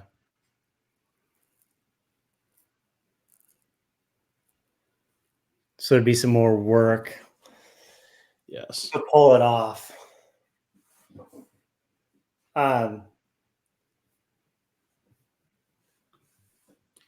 Because like I said, the other issue is once you have that, right, and assuming that we got that working, that we were getting to see these values coming through here, that it's still a matter of getting the user object information at that point. Right. The ID or whatever we need to look it up to set the list, right?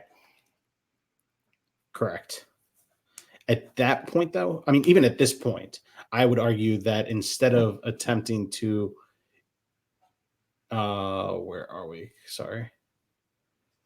Instead of attempting to do this here, I would move that to keeping an array of which ones are selected and then dynamically assigning that class based off of that array as part of the template.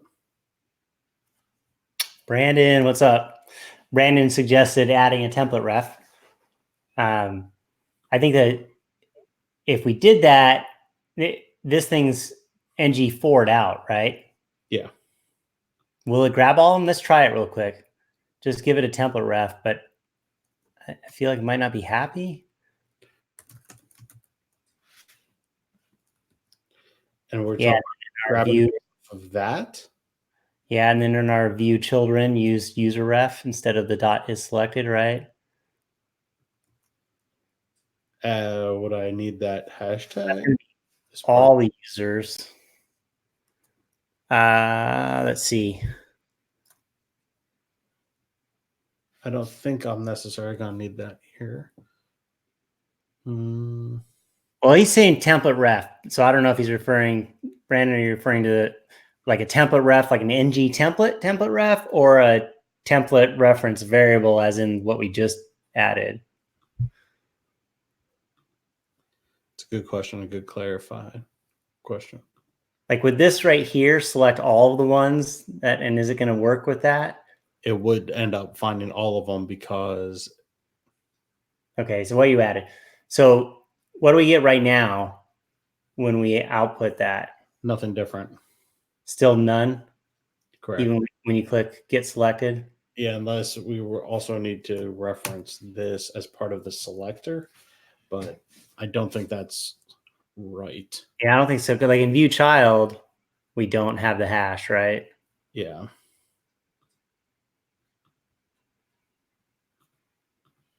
And it's not re-emitting or changing that at all, which it shouldn't, because that list should remain consistent throughout. Now, Brandon, what I'm guessing that you're talking about is whenever we click is to pass that through. Or, if we did this, well, that's where we were, right? And then, But the interesting thing here, so let's stack those two on top of each other, is that this doesn't go through anything Angular related that would trigger the fact that, I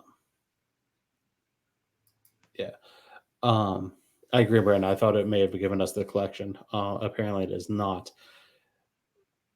But I think we might be able to go back to our previous selector because this is just going straight through the DOM here to assign that class list. But the user reference is actually, because it's passing through something that Angular has created, being the template reference, that it may know that the classes have changed because of that. Does that make sense at all?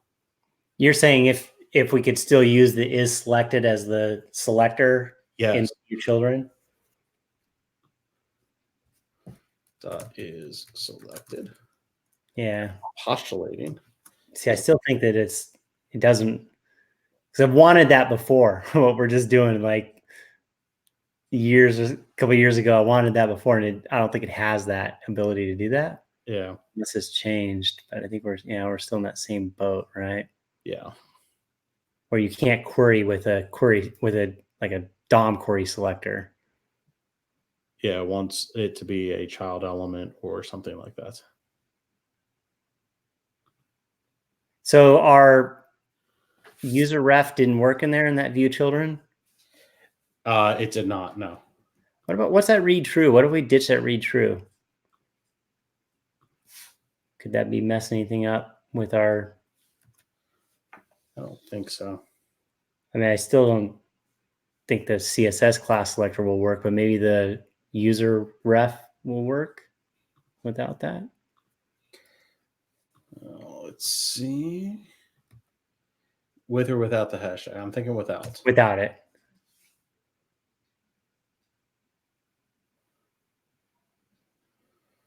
Oh, it did find 20 items. Mm-hmm.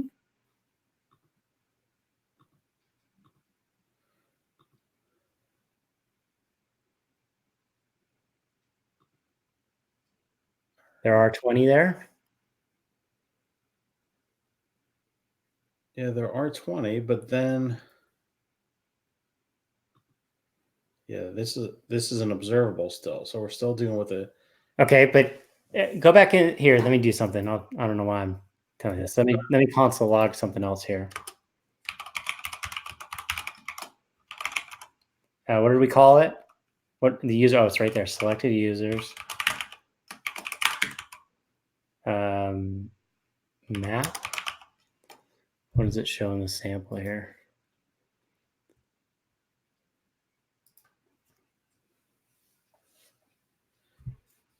Now, what are you trying to map?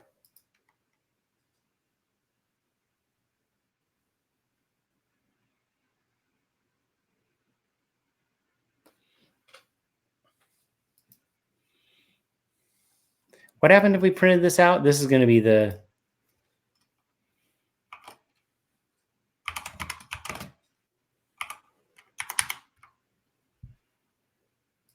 What does this? What does that do? Did I save it? I didn't save it. Let's save it.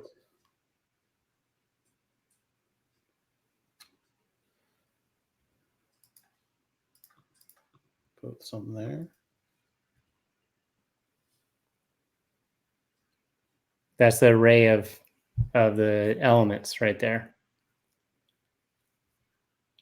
So how about this? Element ref dot. What's the zero class list? Yeah. Contains? Class list dot contains. Contains? Yeah. Yep. So Brandon, you were correct on the being able to use that template ref variable, template ref name. It got the collection of that. That's cool. Thank you. Mm-hmm. Select a couple here. Clear this console. Get selected. Doesn't like it. Contains of undefined.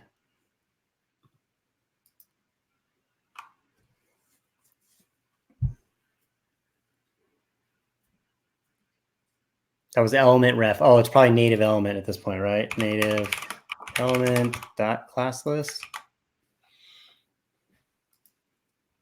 Try that. Right, and then it should be, that should give us an array of booleans, right?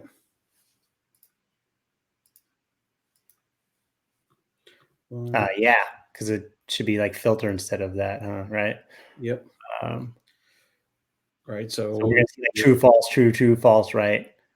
So that's not what we want. We're getting closer though. Yeah, false, false, false, false, false, false. Everything's false. No, there's some true. Yeah. Okay. Oh, I got that in just before you saved. Refresh my browser. 1, 2, and we now have 2 element references. Woo, woo. Native element. All right. So ditch that subscription and stuff. We don't need that. What's that? We can ditch that subscription and stuff. We don't need that, right? Correct. So let's get rid of that. I mean, we don't need it right now, but we could probably leverage that and some RxJS love here to get even, maybe possibly use that with I don't know. We could. Right.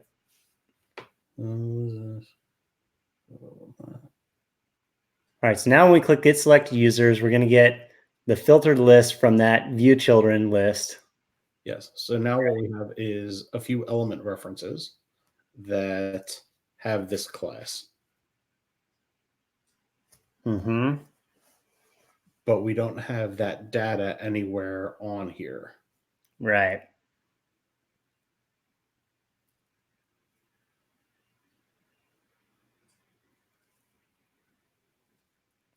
So like I said, you would need a way to be able to dump that data on here.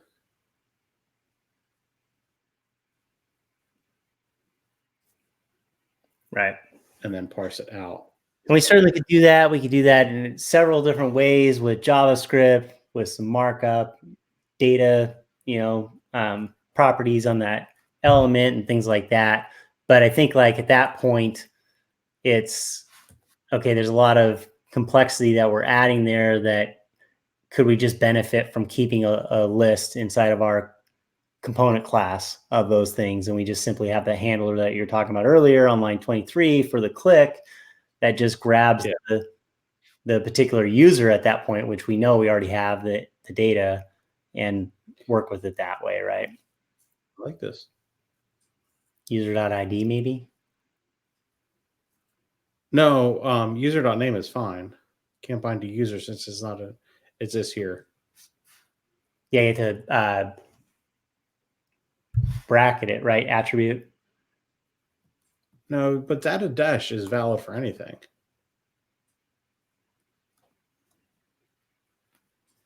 All right, so let's put that here. Probably want to do the ID though, right? Instead of the name. Yeah, but we didn't map that in our user service. Oh, okay. Gotcha where you're going. Yeah. Simply don't have that back there, right? Yeah. Your console is so hard to read. Is it because it's dark? No, it's because it's not zoomed in. Justin. I'm just trying to look out for everybody who's watching this, you know? So it has an ID of their name. So we'd be able to get it that way. And then just to get that full circle, user service, we can map in that their ID is going to be equal to I.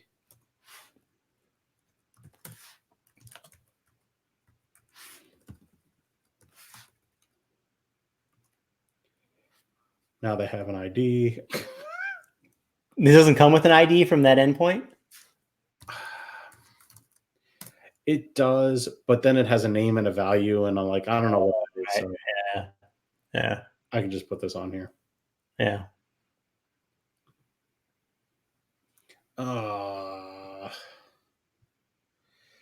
Our users need to have an ID, which is a number. It was complaining in my template that user.id didn't exist. But of course, all we really need to do is just add this class and add the user to an array that we store in the back, right, in the class. Hey, I am 100% with you on that, and that's the route that I wanted to go. But I want to be there too. I want to be there too. You want to explore this journey. I wanted to build everything, yeah, right. You know, look at things and how, you know, it's a good example too. How there's, you know, so many different ways to build things in Angular and do things, and a lot of them work, right? But it's like, well, how do you know which way is the way that you want to go with, especially when you add stuff functionality later, right? Like we simply wanted to mark these things as selected. That's a nice, elegant way that we have that right in the template. But as soon as we need to do more things like collect all those ones that are selected, then we find ourselves in a boat where maybe that architecture wasn't ideal to solve A and B, right? And it can be challenging at times because it's not like you sit down and it's clear cut, like this is the way you would do that. So roll with it and you're going to be good now, you're going to be good in the future, that sort of thing. I feel like a lot of confusion comes up that I experience and I see other people experience in terms of building with Angular is that it's easy to kind of build something that works and then a couple of features later find out that that architecture really is not ideal to get you to where you need to be. And now you have to rework that. Yeah. By the way, I need to call myself out that I needed to initialize I outside of the mapping function because otherwise it's always going to be initialized as 0.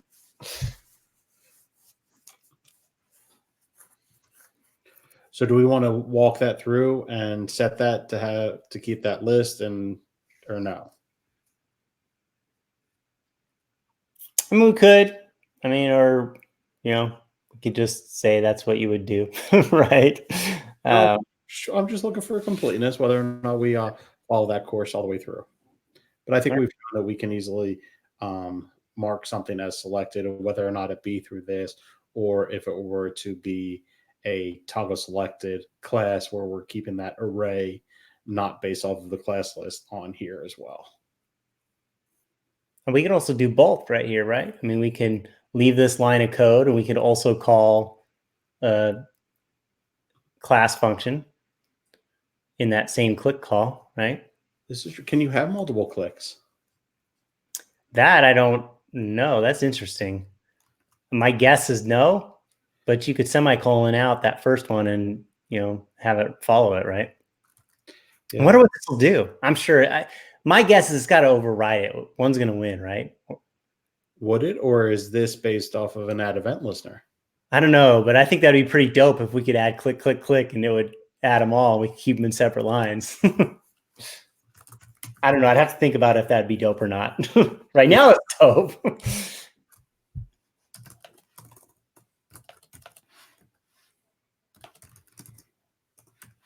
This is where we need our, Explorer hats, our Indiana Jones and Dora the Explorer hats, so we could put on and say, hey, we're diving in, and we're, like when we did with the provided in route, and we're like, let's see what this does. Let's see if we can discover something and dig in.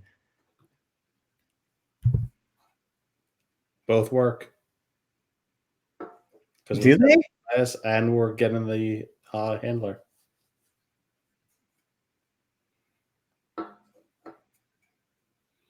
We are double clicking.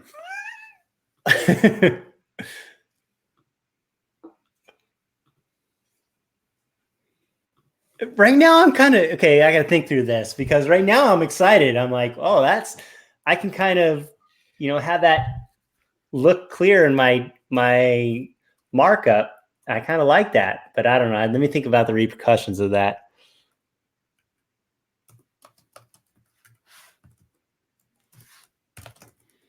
I don't know. I'm pretty happy about that. I like that. Yeah. If this dot user selections dot I can't use contains index of user dot ID. If it is equal to -1. And I think we're breaking our longest stream record right now. I think we went like 2 hours and 15 minutes on one of them, and I feel like that was the longest, and now we're going to overtime. Oh, sorry, hold on. If it's not in there, we want to push it on there, right? Is that user selections dot push. Let's do this.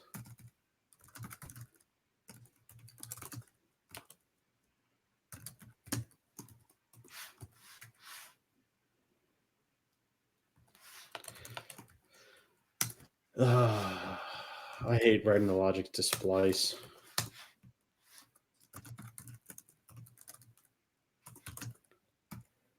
Is equal to. I remember how to do it faster.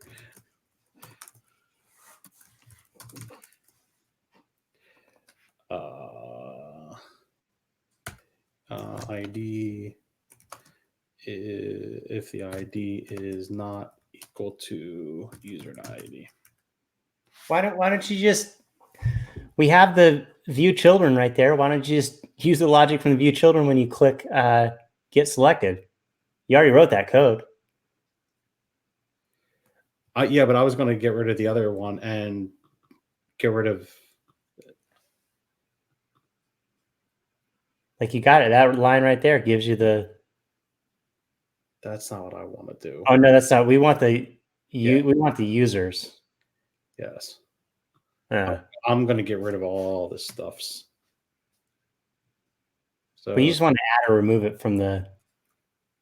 Yeah. I want to disable that rule. Okay. Is that underlining most bother me? So if it's not on the list, then add it onto the list, and otherwise filter it out. Cool.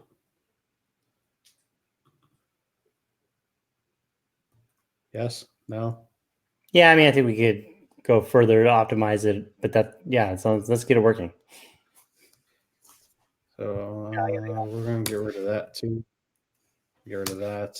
Get rid of that. And then what is it? NG class? What are you trying to do? Why'd you get rid of the other one? Because I was going to do it based off of the array. Well, now think about what you got to do to get it out of the array. Like, this is what I'm worried about.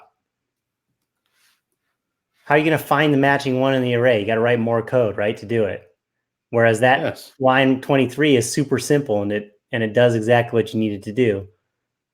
and you don't need to do any type of change detection binding to have it watch or anything, right? That's what I love about that line 23 is that it's just boom, you're handling the CSS all right there, and you don't have to have any other logic or check any other tables or any of that. Yeah. Now, if you want to have some other way to select, like you wanted to have a button that said select all, then, you still could do that with CSS. Very true. But yeah, but you have to have 2 clicks up there. So yes, also, but I think that'd be a good reason why then, yes, you'd get there. So I don't know. I mean, I'm still in support of both ways. Like, I'm not trying to say I'm not supporting your way. I fully support it too. This can go back to the $event target. Right. I got rid of that method, so I'm just going to get rid of that. But now, just to see this through, I'm just going to console log this out.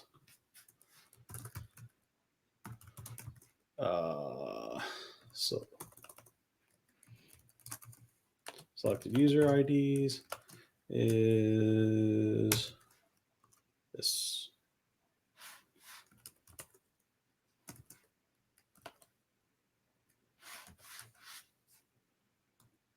Does that make sense? We don't want to see the array, but we'll actually list them out. So clear that. 0, 0 and 1, just 1, 1 and 2. Mm-hmm. Oh, here's an interesting thought. This DOM element, will it be changed if I filter to just show female and then back?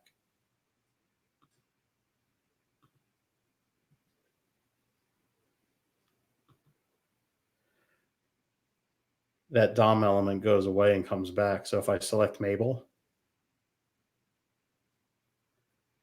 now they're out of sync. Mm-hmm. Because ID2, because now it's not in the array, but is here because that DOM element gets destroyed and re-added. Mm-hmm. So now you have to write more code to solve that and to fix that, right? And so now it's becoming more appealing that maybe we do want to have the data ID on the element, right? And then at any point we could query those view children that have that class and get that ID and have it. I would argue that writing the logic to determine whether or not that class is on here based off of that array is a better approach.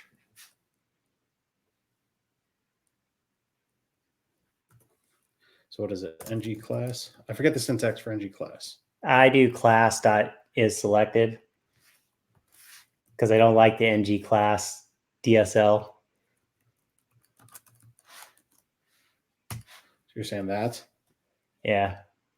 And I want to say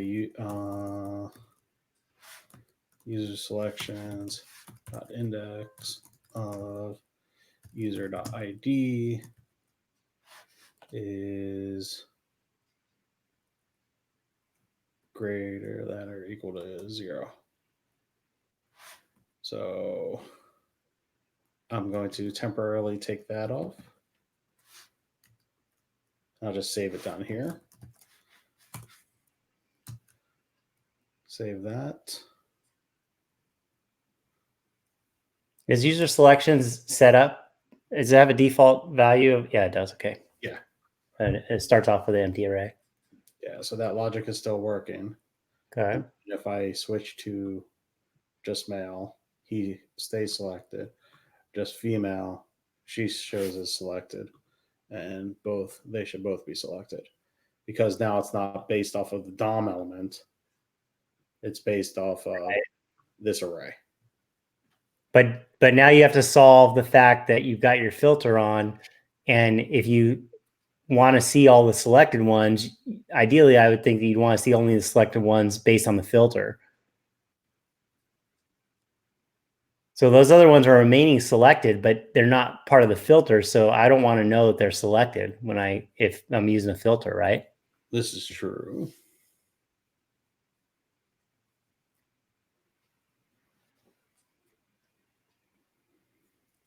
Yeah.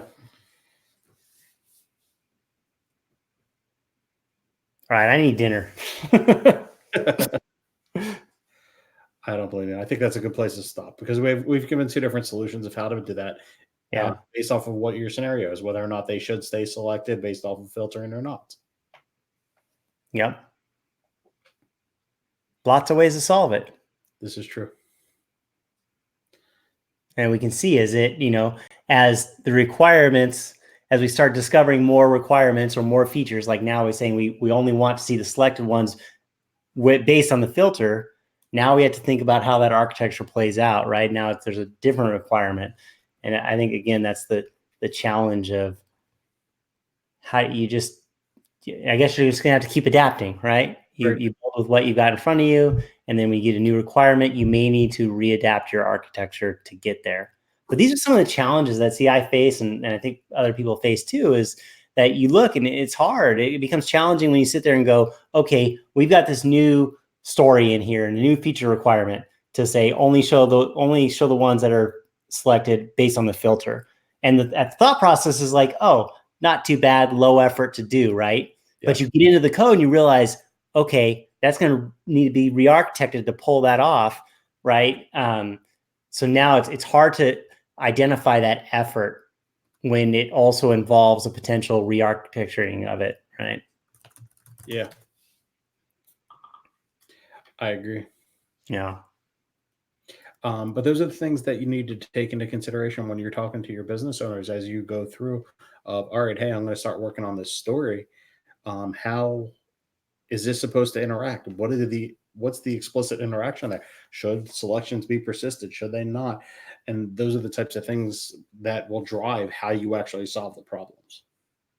I love that point. I love that point of evaluating the story that's put in front of you, and especially from a developer standpoint. I know I find myself logically thinking about things. Like my mind will immediately go, okay, here's the requirement. Now my mind starts spider webbing through all the different scenarios of what if they do this, what if they do that, and then I start thinking about how can I convey that, like you're saying, to the project owners, to the acceptance criteria of a particular feature, and say, well, how we need to answer for this case, in this case, in this case. And the more of those things we can think about, the more we can be prepared to program and build to handle those things, right? And then that helps in thinking then what is the architecture that we need to do to support those different cases. Yeah. Yeah, because there's definitely multiple ways to solve problems, but sometimes with those little micro differences, that it will definitely affect how you solve a particular problem. Totally. I love the animations you made with this. This is so cool. I'm very excited. Animations are fun. I think they're fun. I really enjoyed that. It was just a concept that I thought about because you talked, like I said, maybe we could do another stream about that one of whenever you click to see the details by flipping the card over to see that rotate in space. And that would be kind of cool as well. Yeah. To get to that point of having multiple states rather than just using the enter and leave, but to define a different state of detail view or whatever you want to call it, or backside of the card or whatever. Right. To be able to animate to a different state is a different scenario. I really enjoyed how we were able to separate out and have some parameters supplied there to be able to take another step and not just have design time parameters, but also runtime. And yeah, that was slick. I really love how you push the bar of it, right? It wasn't just like, let's just have an accordion and we'll animate that. Like you're like, no, I want this thing to fade in all the cards and get bigger. And then I want this thing to slide in from the point where I click. I mean, your expectations were really high, but that's what made it fun, right? To try and solve that. And in doing so, we discovered all these little different, nuances and things that we learned from that, which was cool, right? Yeah. And then also taking the CSS aspects of making it responsive as it animated in by getting rid of scaling, which wasn't working for us, but also changing the image to be based off of percentage and those types of things. That was fun. Definitely. You. I had a blast as usual. Same. Very cool. That was, hey, I think, remember just like probably about 5 or 6 hours ago when we're like, yeah, let's just do like a 30-minute stream tonight. That didn't happen. A stream that's 30 minutes longer than our previous longest stream. That happened. Complete the sentence, that's all. Right.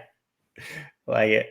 So we're aiming to do a stream early next week for Hacktoberfest. Or are we going to do that on Wednesday? Hey, I'm feeling pretty spry. I mean, we talked about, what's this Hacktoberfest thing? You want to fill everybody in on that? Yeah, it's put on by DigitalOcean, I believe, and Dev.to. And what they're doing is looking for people to just get out there and contribute to open source. And whatever library or open source project, there's a lot of them out there that advertise for new contributors or what have you. But jump in and let's do that. Let's contribute to open source. Let's create some pull requests and solve some issues and help other people out. And I think we talked about doing, can we share what we talked about doing? Yeah. So our Angular Air episode where we had the query params library, right? Mm-hmm. We talked about seeing if we can contribute to a flag to make that query param case insensitive or not. We'd ask the question on the stream or on the show, and it wasn't currently in there as supported like that. So we thought, well, that'll be cool, and we can contribute to that and hopefully do it within 30 minutes, right? But do a short stream where we try and contribute that functionality to that query params library. So I think we'd start there, ease into something, right? I think we have a big list of things we'd love to contribute to, right? And could totally do, but we were trying to pick one that maybe can be. I think the fact that Hacktoberfest is an entire month, that we start early and we start with that, and we'll see what else we get into throughout the month. Yeah, for sure. Maybe it'll coordinate at the end of the month with a new library that we put out, maybe. Ooh. I don't know. October's going to be a pretty busy month, so we'll have to see. We'll get there. Awesome. All right, so we're going to do that. We might do this 30-minute thing at the beginning of the week, and then we'll do our Wednesday stream, right? Yes, but just remember, let me grab my calendar real quick. I think October, we'd have to do it Tuesday. Tuesday, Wednesday, right? Yeah, because I don't want to do Hacktoberfest stuff in September. Right, because it's Hacktober, October, right? Yeah. All right. So it's either going to be Tuesday or maybe we pull that in and kick that off or kick our Wednesday off with that. Yeah. We shall see. Yeah. We'll keep you posted. We'll tweet about it. And obviously, if you want to get notified when we start streaming, subscribe on Twitch. Yeah. And there we go. Yes. NGBS_show is the handle for this on Twitter. So we send out, let me clarify that. Mike graciously sends out all of our tweets through there to keep you updated. So if you're on Twitter, follow NGBS_show and you'll be updated with the latest. You can also follow us if you like, and we retweet that and tweet about it as well. So, and then we're on Twitch. So twitch.com/NGBS. Twitch.tv. Is it TV or? Yeah, it is TV. Twitch.tv. I think maybe twitch.com goes there too, but twitch.tv/NGBS. And then, if you follow on there, you'll get notified when we go live. Absolutely. Yeah. Love it. All right. Is that a wrap or what? I think we're done for the night. Hey, thanks, Velik, for the question about selecting multiple users. Led into a whole segment of writing code for that. So that was really fun. So thanks for that suggestion. And thank you, Brandon, for helping us out with Brandon Roberts for sharing the chat and the suggestion about the template ref, which helped us to get to that solution. So appreciate that as well, too. Yeah. All right, Duder. Till next time. Until next time. See ya.